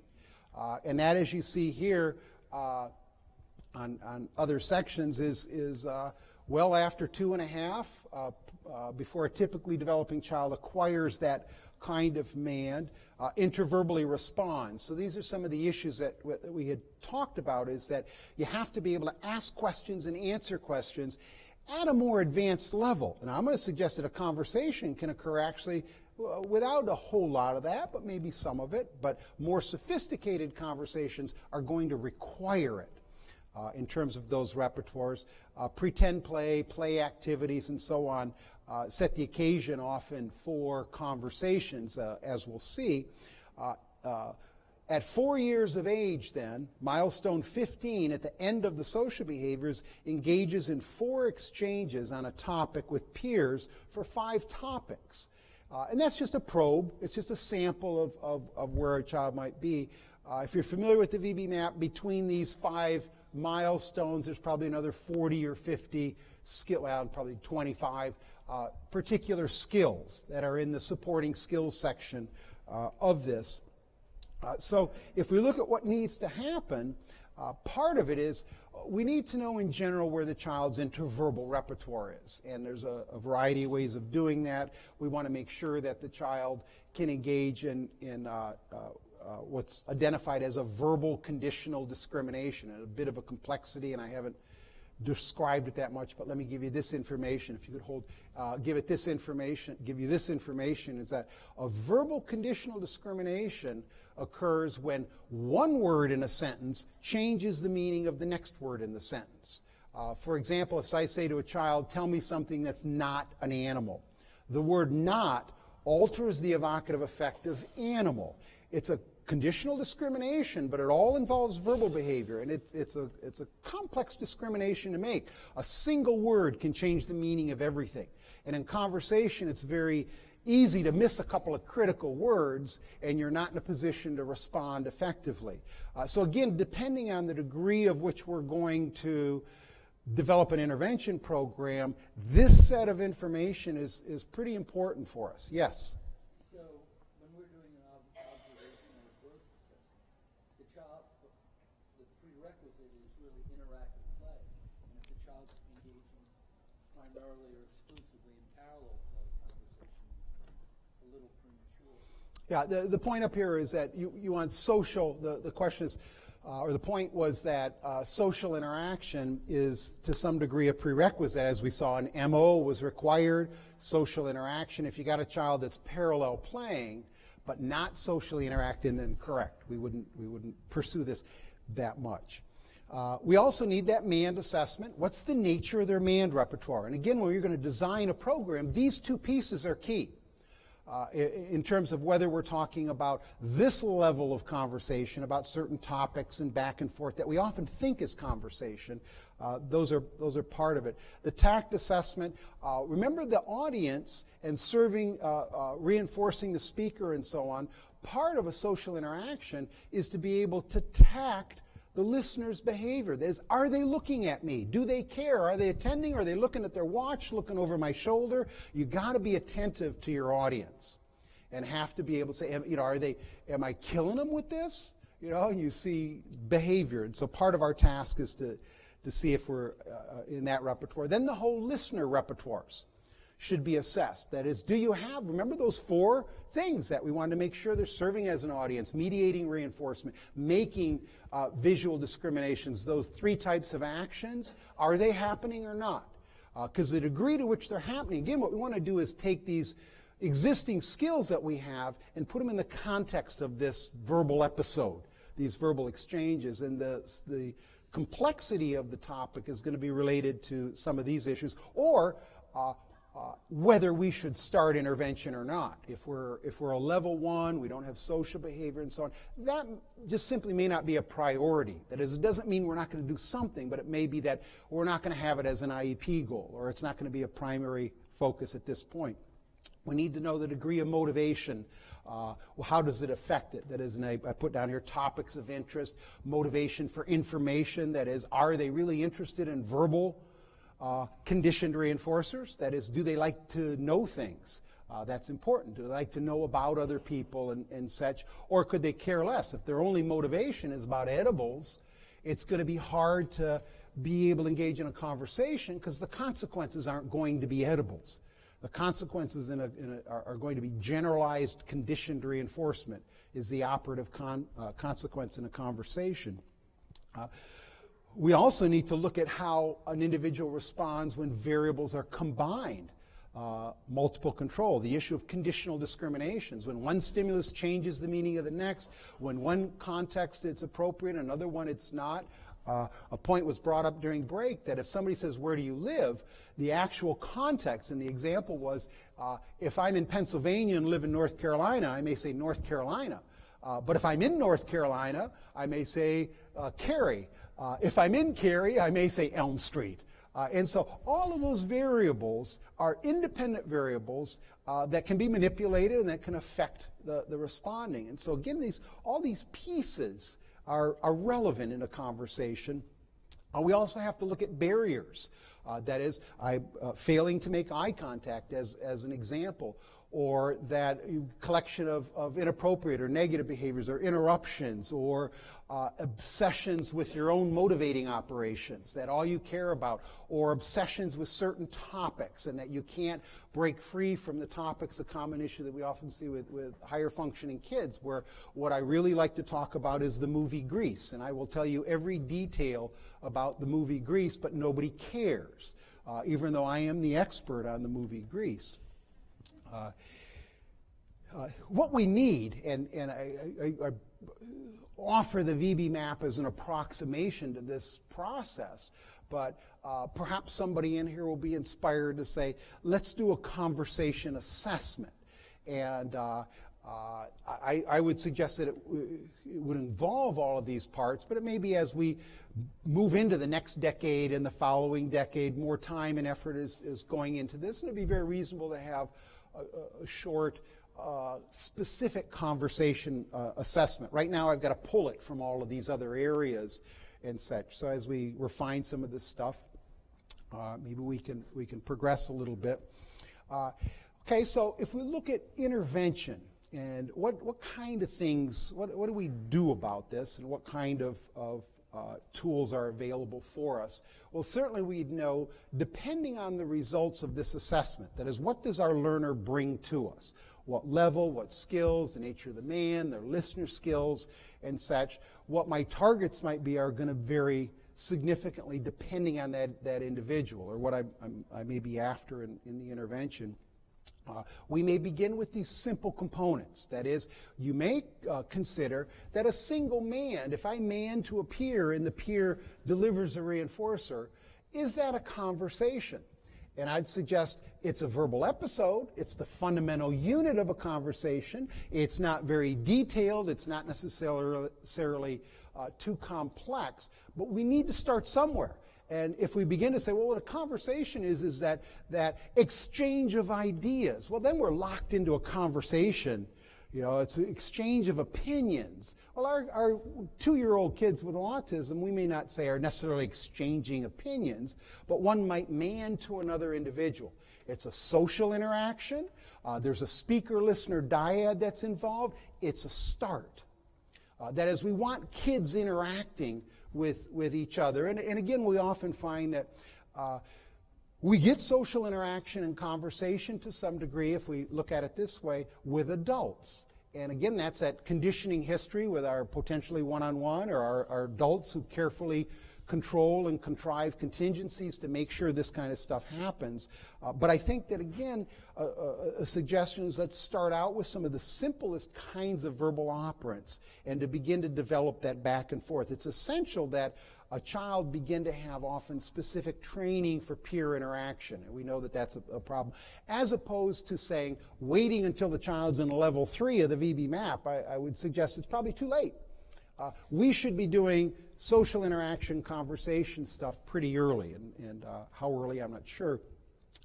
In our intervention, then, part of what we'd want to do is identify where these repertoires are weak. That is, it may be the problem is eye contact. And so what we need is a specific program for establishing eye contact at the right time for the right amount of time as much as we can for the child. This takes us back often to a discrete trial training structured format. That is, again, it's kind of like math skills. Is if we need to learn some basic foundational skills, and then we can put novel stimuli into our repertoire. So these might require specific things, like just this example of securing a listener. Well, that's an important skill for a child. Who do you talk to? And how do you know you've secured a listener? So in a sense, you may need a securing a listener program. And, again, it may be a little discrete trial. How do you get somebody to come over and listen to you? How do you prompt them, man for them to come over? Or how do you open up that initiation? Without a listener, you can't have a conversation except for yourself, and they don't like that. So we want to make sure the child can identify a listener, secure that listener, and not bore the listener to death, punish the listener, or in some way turn off the listener. Turn-taking is a very critical aspect, and that's where the speaker-listener dyad, you speak, I listen, I speak, you listen. And so some aspects of turn-taking, well, we can do a lot of nonverbal training with turn-taking. That is, you can do physical activities. You push it, the other person pushes it. So turn-taking is just one of those 30, 40, 50, 60 different skills that a child has to have in a conversation. You can't be the only one speaking all the time, and that might cause a problem. As you establish these skills, ultimately we're going to be merging them back together. Ultimately we're going to be bringing in new elements, new components, so you can create a kind of interverbal frame and pop in new words into that interverbal frame. That is, I like to X. When I get X, I often Y. When I get a text, I usually respond, something like that. The natural environment, I think, is the key to a lot of this.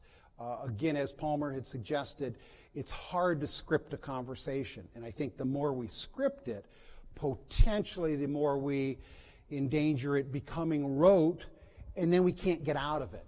That we've got rote, rigid interverbals that are established, and we don't have that kind of flow, that natural flow. And I think the natural environment is a way to generate that. I think the natural environment provides us with a vehicle by which we can get some looser interactions between kids.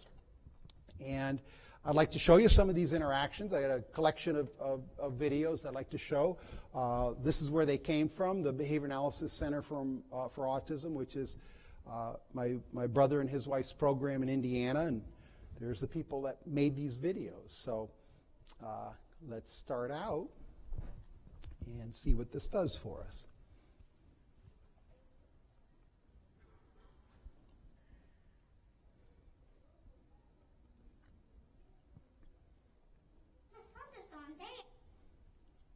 Okay.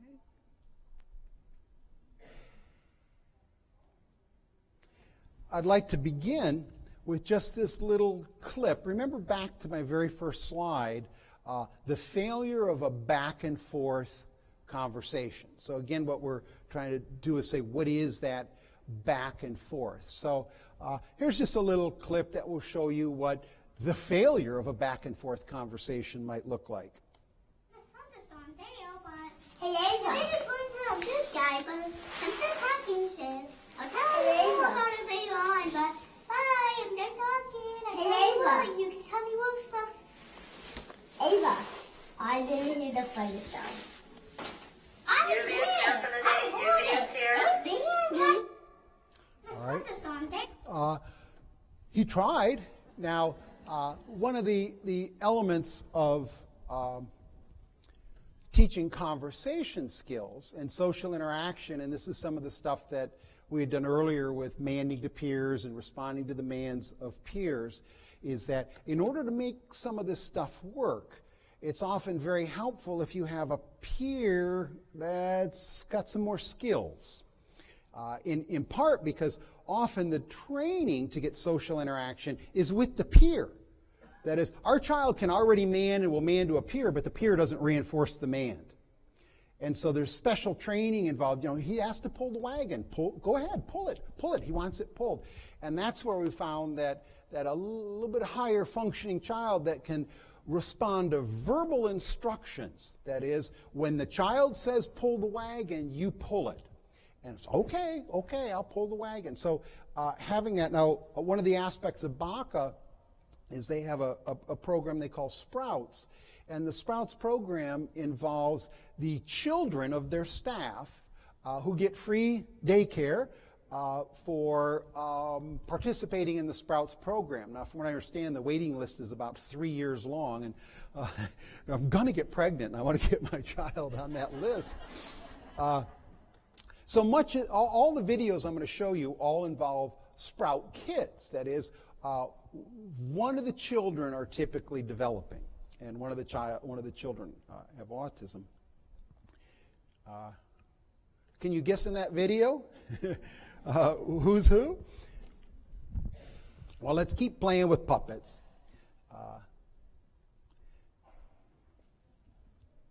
Puppets too.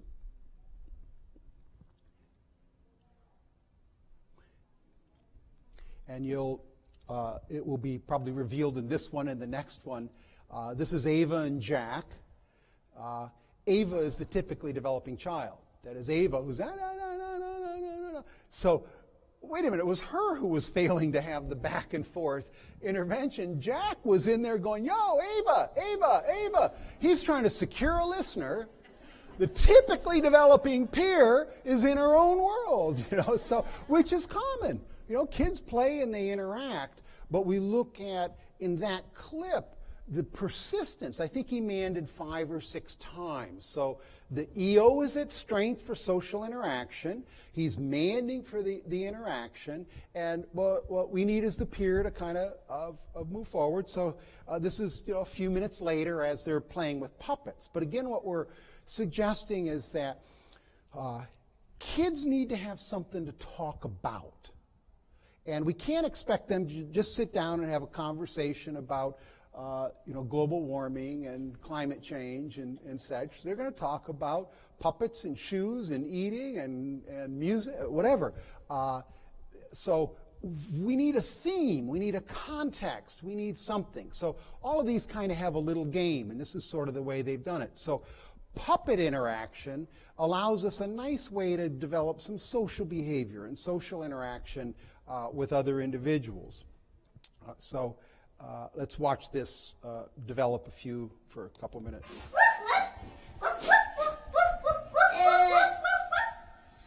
Hey, but that's not a puppet. Yes, it is. Well, no, because you know what? Look, friend time. It's a puppy. It's a broken puppy. I'm going to see some little bit. Oh, he's a little doggy. Please stop it. Okay, now we're going.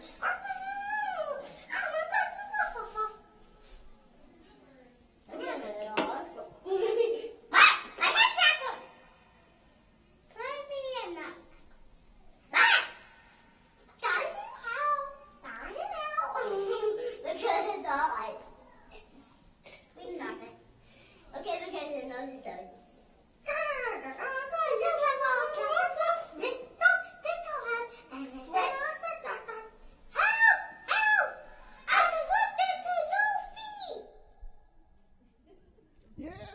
All right, so now if we look at the elements of that, we have back and forth, exchanging. They're talking about the puppets. There's some mands, some interverbals. There's imitation. In the next clip, I'm going to title some of this stuff. So be able to see what's going on in a conversation. And again, if we say, what are they talking about? Is there really any major substance other than the puppets? No, but that's fine. That's totally kid appropriate. That's the level that we're at, some back and forth kind of elements in here, but we're not talking about a real complex type verbal interaction, but that's the kind of stuff we like. In here is social behavior, socially interacting with a peer, attending to the peer, responding to the peer. All of those end up, but it just looks like play. Just they're goofing around with puppets. And the suggestion again is that these are conversations at a rudimentary level, and maybe not so less rudimentary, but they're establishing the fundamental elements of a conversation: turn-taking, listening, attending to the peers, all those things that we've identified we could potentially plug in here. So let's go to the next one.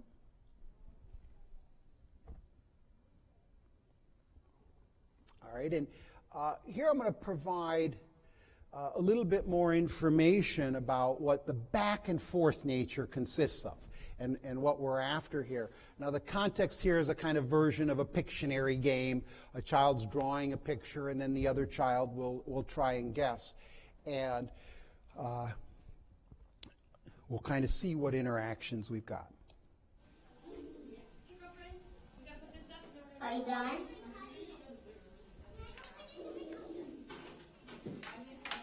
What do you think it is? A star? Okay, let me stop. All right, so I put in there two mans. Are you done was Ava's first man, and he's drawing, and his response was wait. His first response. So in a sense, we got two mans. Oops, I'm sorry. We've got two mans. Let me pull this up again. None of them prompted, none of them scripted, and again, that's kind of what we're after. So Ava first mans, and then Jack comes back with two mans. I think he says, wait just a minute. No, he says, I forgot. What do you think it is? Okay, wait, what do you think it is? So that's pretty cool. He asks her to wait as a man. And then his next man is a really cool one. What do you think it is? He's come up with a picture. Now, I don't know the history. It may be the same picture he's drawn every time, but there's variation, some variation. And now, wait, what do you think it is? So Ava now responds. No? Is it a close? And I know this goes fast, because these things are happening real fast, and so I got to stop. And actually, as I started doing this, I was going to title everything, and I said, oh my God, it's hard on a reader and a listener. I just want to watch the videos of the kids playing. You're going to make me work. So I'm only going to do this for about 8 seconds. And you look at how many exchanges in 8 seconds. There's 6 of them. That's probably 10 seconds. But let me take you back again, because there's, what I put here, there's mans and interverbals. So she's responding. What do you think it is? A star? Okay. No? Is it I hate to keep doing this. What do you think it is? A star. So what controlled the response? A star. And what I suggest here is that it's interverbal. What do you think it is? But it's also part manned. That is, there's that kind of intonation. A star? She's guessing. She's asking him, is it a star? So that response is multiply controlled. So if you say, let's put that in that diagram I had, there's a motivating operation for social interaction. The kids want to play together. There's a motivating operation for information. I want to know what it is. There's an appropriate context. There's something to talk about. There's no adult intervention here at all. That is, the adults aren't prompting, fading, differentially reinforcing.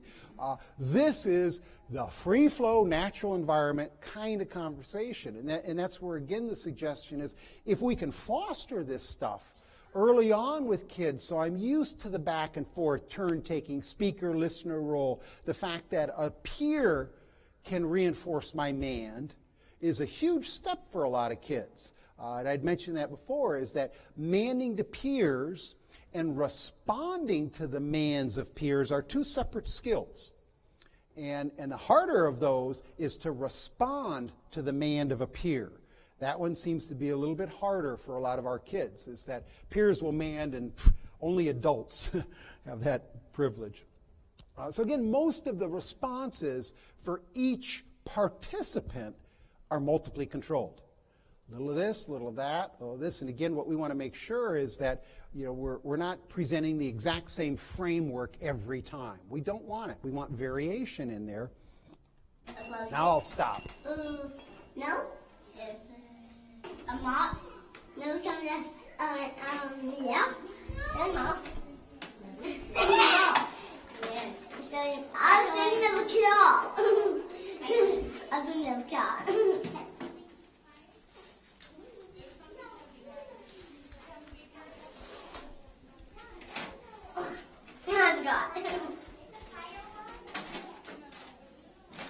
Are you done? No. Oh! Oh, now you're done? Nope.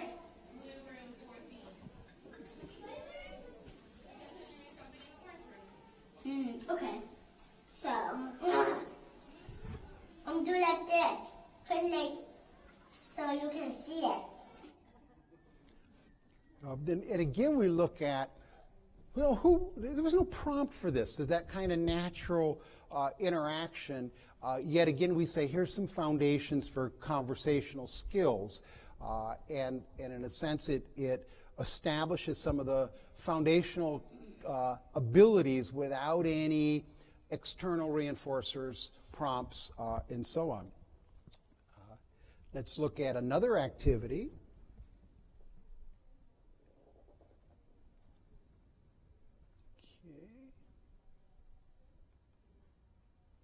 Let's do this one. Okay, this context is glow sticks. It's amazing what you can do with glow sticks, you know. This is now Jack with a typically developing peer, Ellen. I got horns. I got a unicorn horn. Unicorn horn. Let's play. Okay, well, let me stop for a second just to kind of narrate, just so we see that if you analyze each behavior, I got a horn. It's a unicorn horn. And then Jack imitates the behavior, echoes it. I got a unicorn horn too. And again, we say part of a conversation is imitation and echoic skills and responding. Oh, you fell in the hole, so I might echo if somebody had a problem and such. And that's part of a conversation and such. So we see these little pieces going back and forth.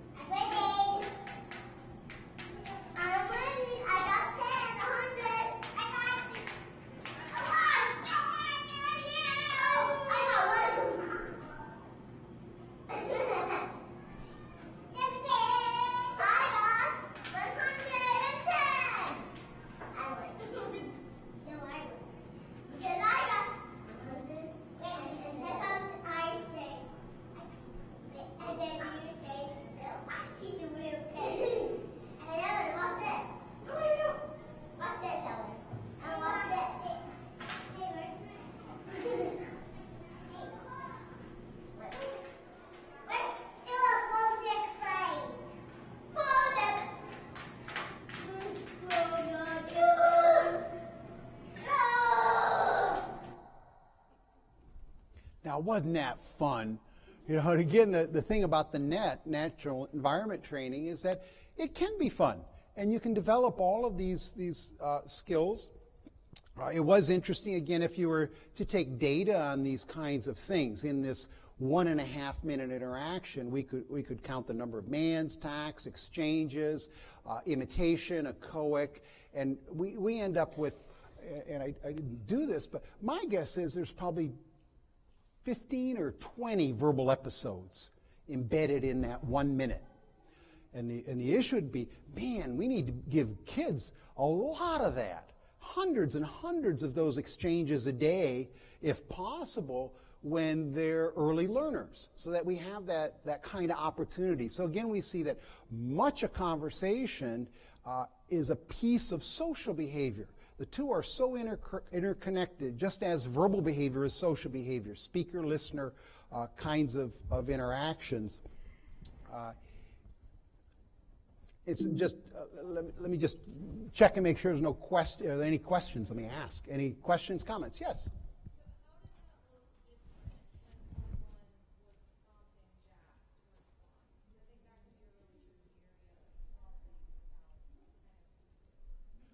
I missed a piece. That how would that look if an adult got in? Is that what? Yeah. And the question is, if somebody was in there prompting Jack, how would that look? Well, it would certainly look very, very different, but that may be part of the intervention. That is, Jack is our target kid in this situation, and he's doing pretty darn good. And again, we may need to develop some other skills if we, or other responses if we find it necessary. You know, like ask Ellen, show Ellen. We don't appear to need to yet.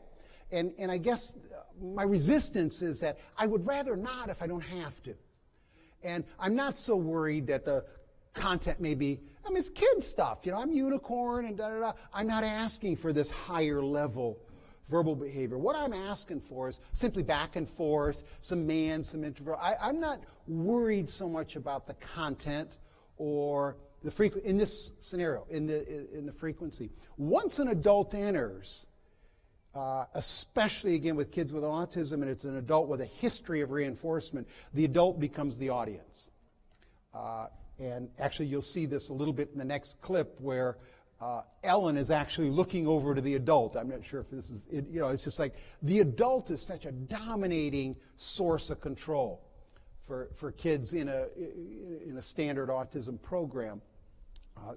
But yet that's our intervention. We're going to have to get in there and prompt and fade. And so when we might be doing the early man training, the way we would set that up is that, and some of you may have seen this in the past, is that we would give all the toys to the other child and then teach our target child to man to the peer.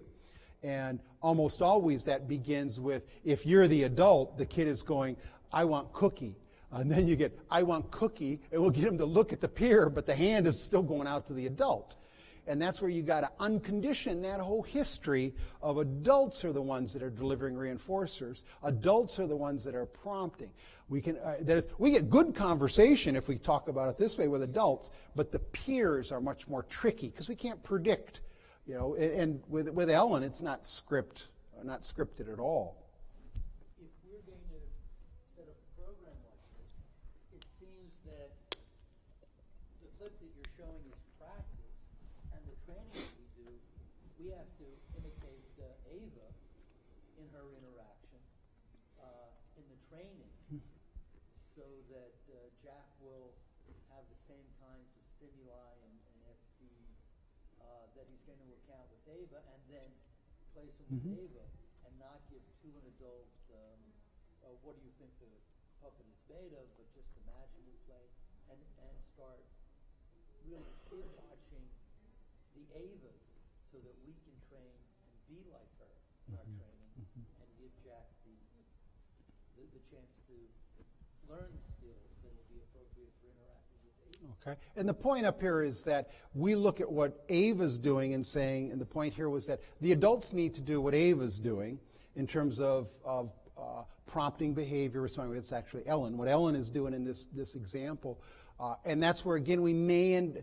Once that happens, I'm going to kind of put us back into formal discrete trial training almost. That we have a structured target. We've got the adult doing. Doesn't mean we can't do natural environment, and we we do the same thing. Could be an adult playing with glow sticks, and I'm certain that history exists for Ellen, that she's gone back and forth with adults and so on, and now you got a willing listener in such. But my guess is Jack's having a heck of a lot more fun with her than she is with a staff member, just in the sense that it looks fun. It's what kids do, and they just happen to be talking at the same time.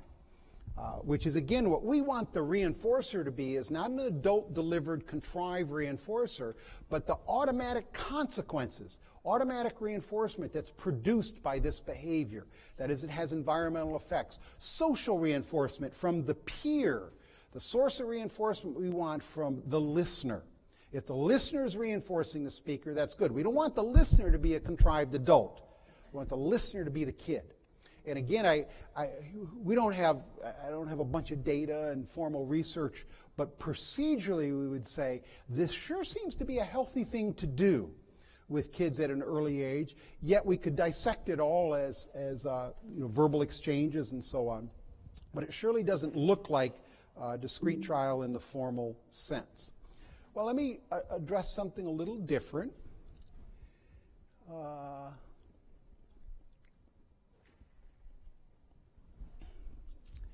On my first slide, they said a conversation can be defined by what it's not.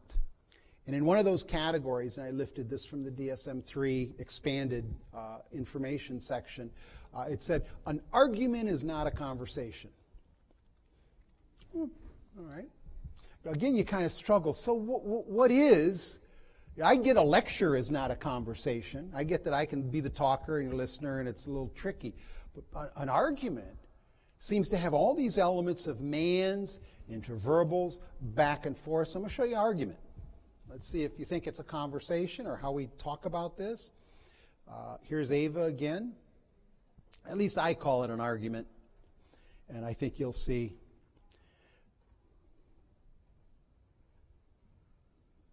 Yes, it is. It goes to my pet shops at home. No, it's... Whoops, sorry. Yeah, I know. Well, my mom's not here yet. I'm with the mom, so the mom's not here.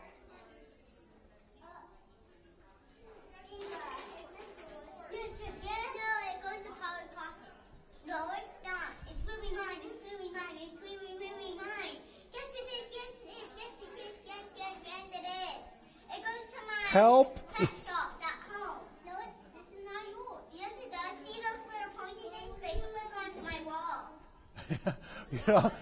Pretty intense, But obviously, Ava is the typically developing peer, and the other child is the child with autism. But boy, she's hanging in there.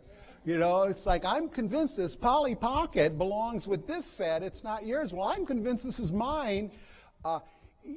Even though it has potentially a negative aspect to it, I would still call it a conversation.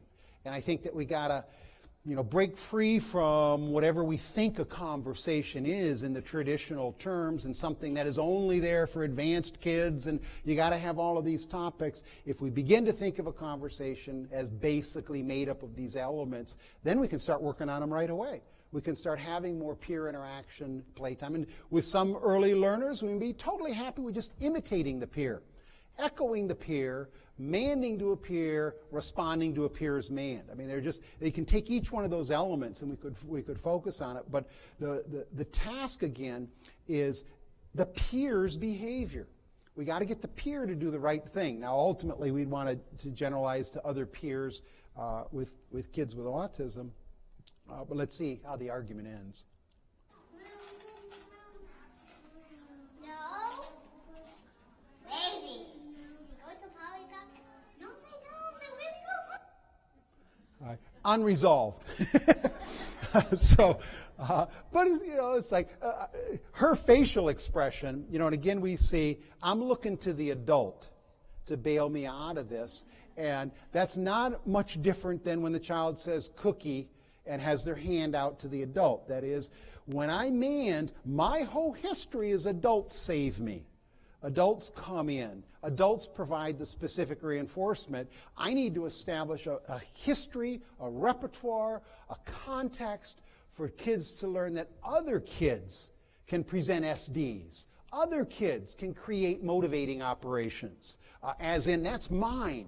That was a motivating operation. She presented an aversive stimulus. And that aversive stimulus is mine should evoke then another man on the part of the peer. No, it's mine. It belongs to the Polly Pocket set that's here. And so those elements, we'd be happy to accept them at the level of the child, as opposed to saying we want a full conversation. Let's look at a couple more.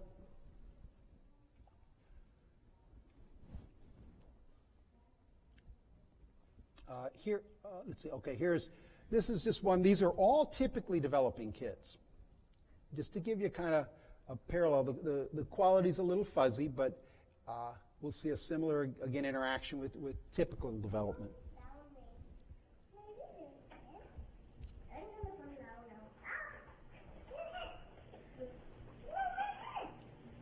They're playing with a Minnie Mouse set.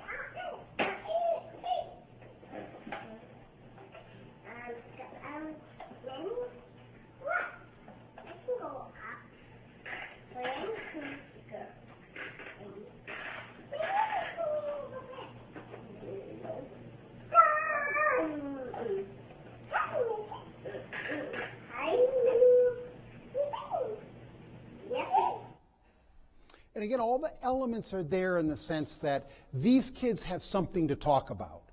They've got a context that's a kid, age-appropriate, friendly kind of context. There's no adults prompting or fading. And again, part of what we're after is saying, what do typical kids do? And here's an example. Typical kids playing with a play set, playing with puppets, kind of talking back and forth, turn-taking, imitating, interacting with each other. And I'll suggest that that's the core of a conversation, and that we're obviously going to make it more complex and more difficult as we progress. Let's go back to. Oops.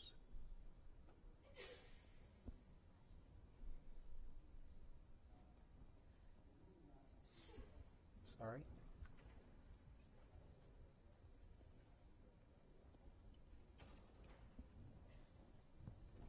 Okay, let's look at some of the more pieces of this. We'd say we want to add novel variables, so we could have different activities, different play sets, different time, different setting, different people, different peers.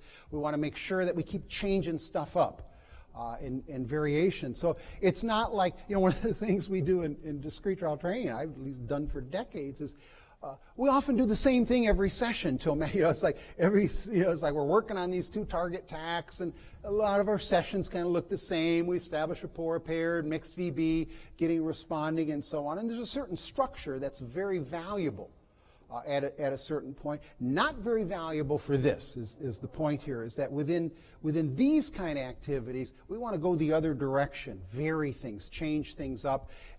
And maybe as we get more sophisticated in this, we can get better at our measurement, quantification.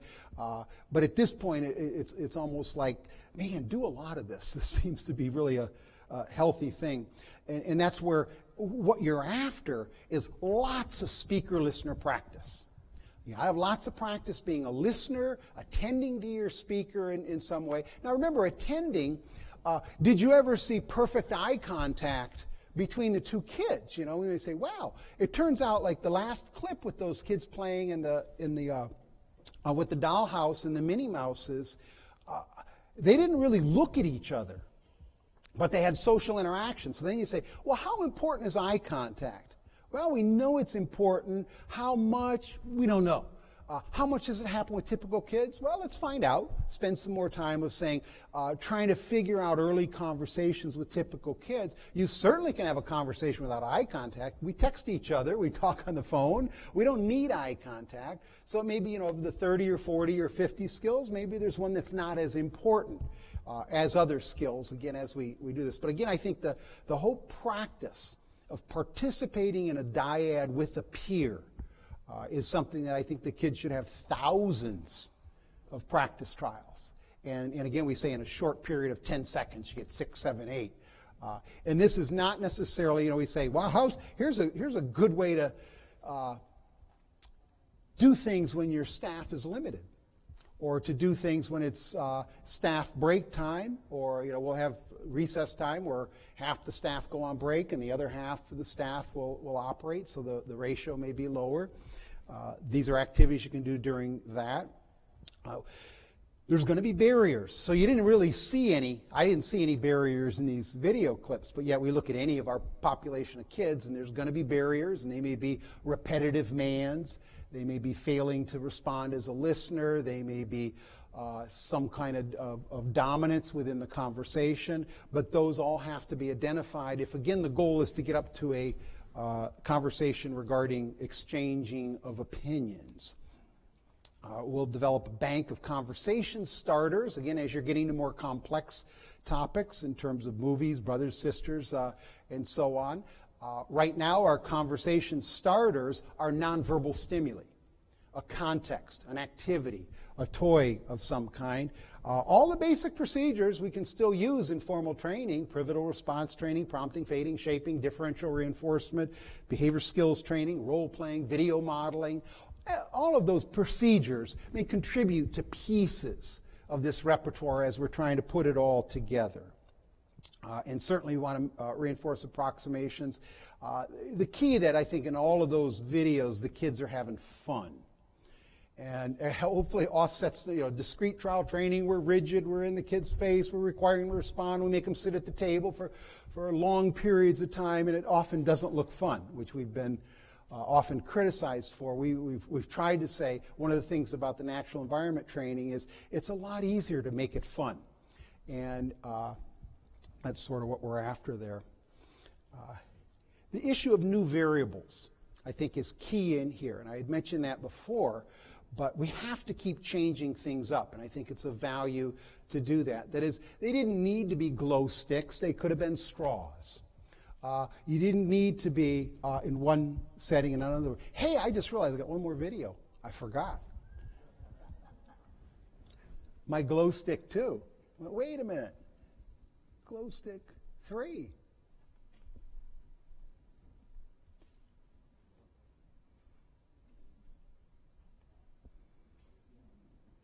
This is Ellen and Jack again.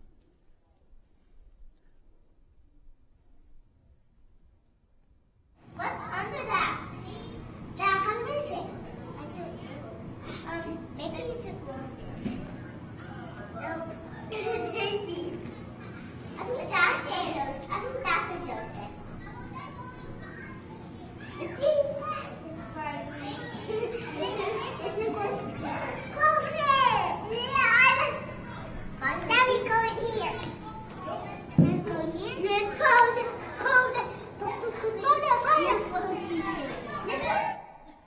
Okay. Now let the adult know where the session's going. But again, this is you can take that glow stick and put it in a new context, a new activity, the search game. You can put other stuff under the bins. I find that as you look at our intervention for kids with autism, the early intervention, say level 1 VB-MAP kids, initial man training, TAC training, and so on, the curriculum is very straightforward. That is, we could say a kid needs to imitate 10 actions. Well, it's not too hard to develop your curriculum, your program, your data collection, your acquisition, the graph, all of that stuff. That's pretty straightforward. But now you get up into level 2 and especially level 3. Now, in level 1, we want our staff to be really, really good at prompting, fading, shaping, immediate reinforcement, differential reinforcement, extinction. All of these basic components of behavior analysis, behavioral technology need to be in the repertoires of the staff. The skill that we're after is that teaching basic behavior analysis skill. As you get up to level 3, the issue is more about curriculum. It's more about keeping up with the kids. I mean, staff say, I laid out all these new interverbals and they got it in a week, and it's hard to keep coming up with stuff to think about or to think about things that we can add into the curriculum.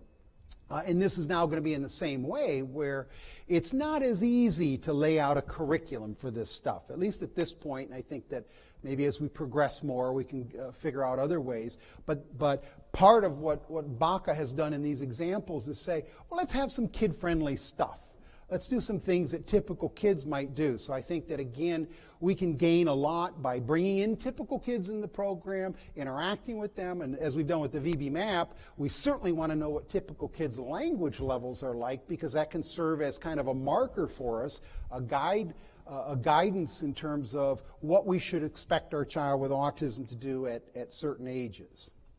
Okay, let's go back to the PowerPoint and a couple of more points here. Unpredictability is, I live in a swamp, and I say that most kids' conversations, there isn't that predictability. I think that one of the issues we often see in discrete trial formal structured training is that there often is a predictability. There is a context. I'm at the table. I'm supposed to respond. I kind of can know what might be coming next. I don't think we find that so much in social behavior. Monitor errors, behavior problems, revise our targets and intervention. We need measurement, quantification, analysis of protocols. So by protocol, I'm looking at that exchange, interverbal exchange. If you analyze it, you might find it's too one-sided, or if we get all those data to show it's man, or that it's interverbals that kind of go too far and too into nowhere, and pretty soon the kid's talking about something that nobody understands or cares about. Those are some things. There's almost, as far as I know, very, very little research.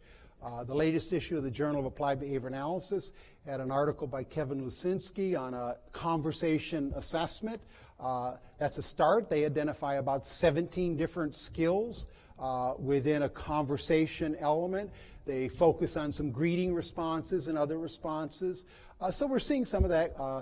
Lynn McClanahan and Patricia Krantz have a book on conversation skills and teaching conversation to children with autism. So there's growing content that's been out for a while. But yet we don't really, as far as I could find, have a really nice, rich body of research on conversation like we do on man, tact, interverbal, reading, writing, and so on.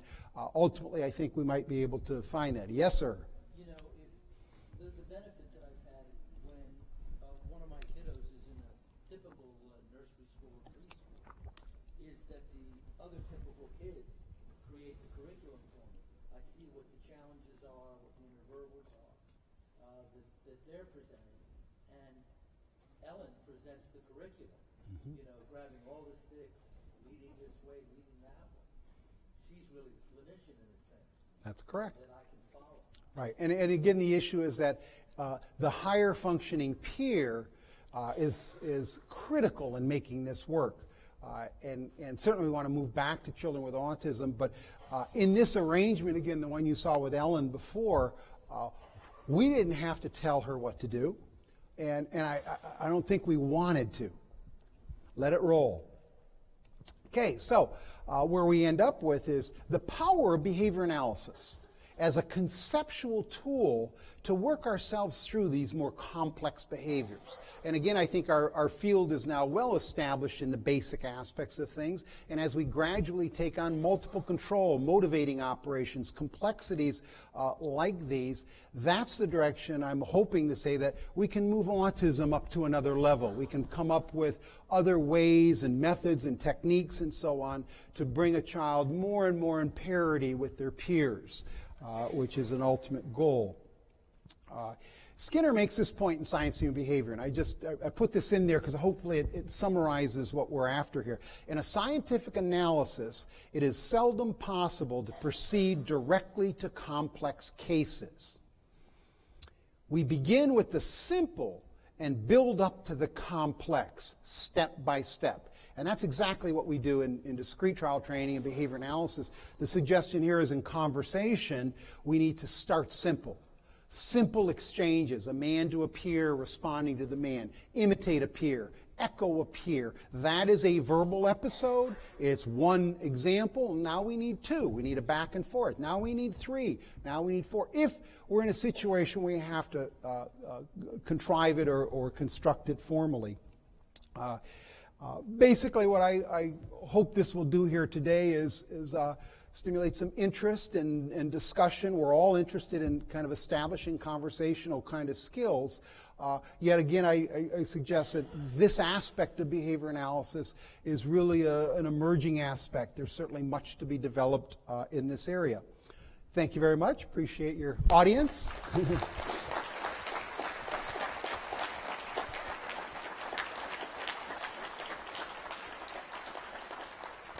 Thank you. We have some time for some questions, if there are any audience questions. Yes? He was 5 years, 3 months old, was Jack, and Ellen is roughly about 5. Ellen's my niece, so I guess I should know. She's about 5.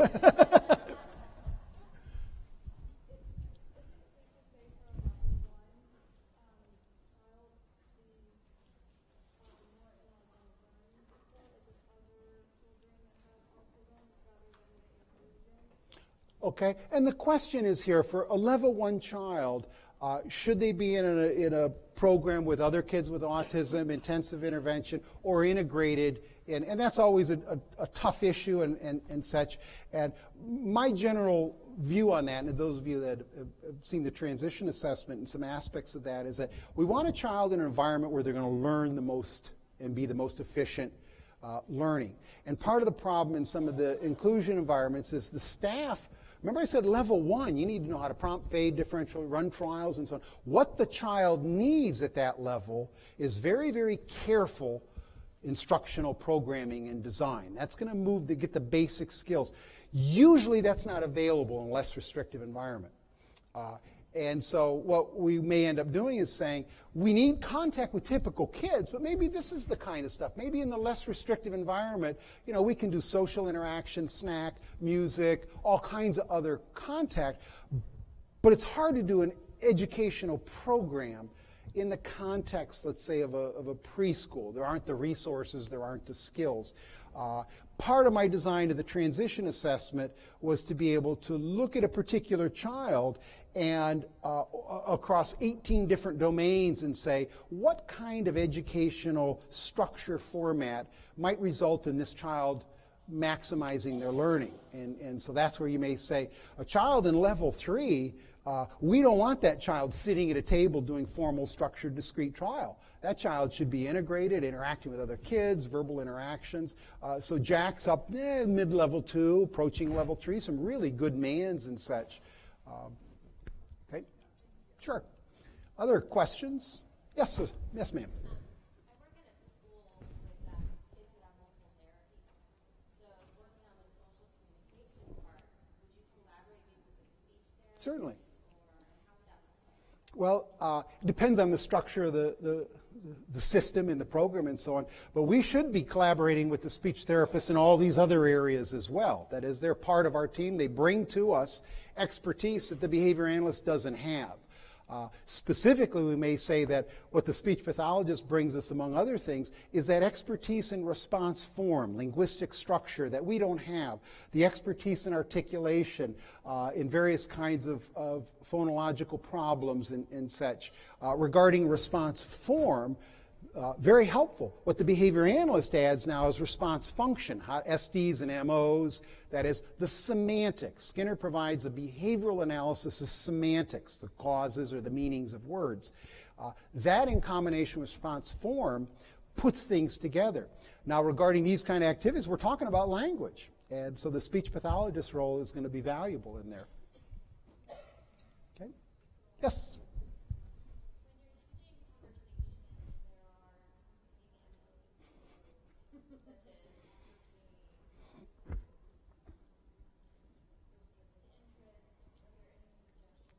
Okay.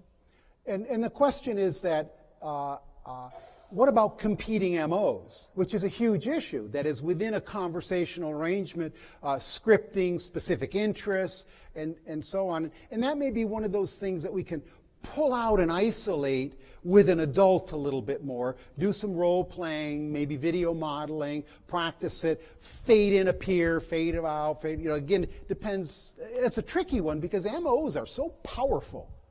That obsession with a particular color or the obsession with a particular character, or as I'd mentioned, the Grease movie, really is a conversation killer. And, that's just like adults, isn't it? So you kind of need a little slapping around, maybe, you don't talk about that stuff. Or that, somehow we need a training program to address that directly. We could make the same case for any deficit we see. The individual fails to imitate. Motor imitation, and somebody brought this up yesterday, where here's a child with tons of verbal behavior, but yet does not imitate anybody spontaneously. And so that may be a separate target that I would then pull out to establish a discrete trial type looking program to improve that particular skill. Yes? Do you have any suggestions in setting up an agnostic environment to try and help with conversational skills with children who are nonverbal? Okay, the issue is what will we do with play skills for individuals that are nonverbal, conversational skills with individuals that are nonverbal? I'm not sure it's a priority yet. That is, if the individual is nonverbal, I need to get a man going. I got other things I need that are priorities. But remember I had said earlier that conversation or social interaction, conversation is a subset of social interaction. So I can still do social stuff. I can still do turn taking. I can do a variety of other things. It just may not look like that verbal back and forth, but there could be nonverbal back and forth. And that's fine. That's a step in the right direction. Do you have a criteria to move from basic exchanging conversation between child and adult to peer-to-peer, like monitoring the number of exchange or basic WH interpretable answer before moving to that phase? Okay. And the question is there a criteria that we could look at to say what's the right time to transition a child from an adult-child type conversation interaction to a child-child? And I don't have a formal criteria, but what I would look at is what are some of the prerequisites, and that's what we're talking about, getting some of those level 1 skills, level 2. I would want to do it as soon as possible. And again, it may be as simple as possible. Remember, build with some small steps, get to more complex. So it may be just one exchange.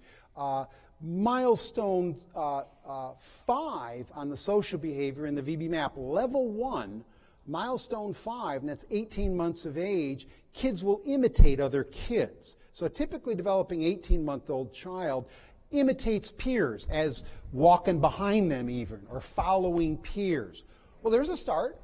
Even though that's a top level 1, the next milestone 6 is manding to peers.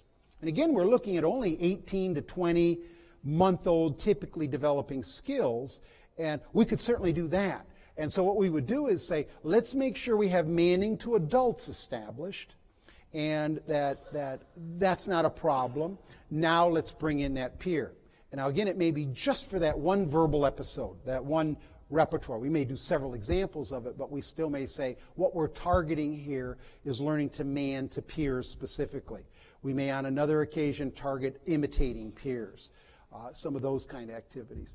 Hopefully those kind of criteria will emerge as more people start getting involved in these kinds of projects. Yes?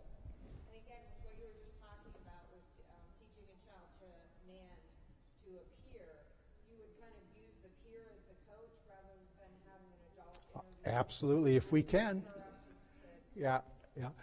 And unfortunately, sometimes some of the peers look too much like a discrete trial trainer, and we'd like it to be a little more natural and so on. But that's the goal, is that we want a conversation to be between them, not with us.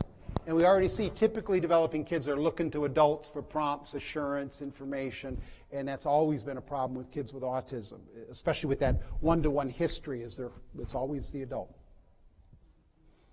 Remember, too, again, in connection to this, is that we want this conversation to happen outside of our program, on the playground, in other contexts, in other settings, and so on. We want it to be spontaneous, to be able to roll with it and everything. So getting that structure, the adult out of there, is a valuable piece. Let me take one more question here in the back.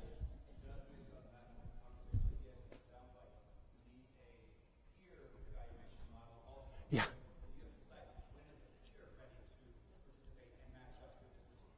That's correct. And the issue is the peer needs special training. And that often is the harder part, is teaching that particular skill.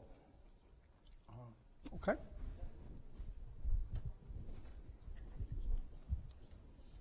Well, thank you so much, Dr. Sundberg.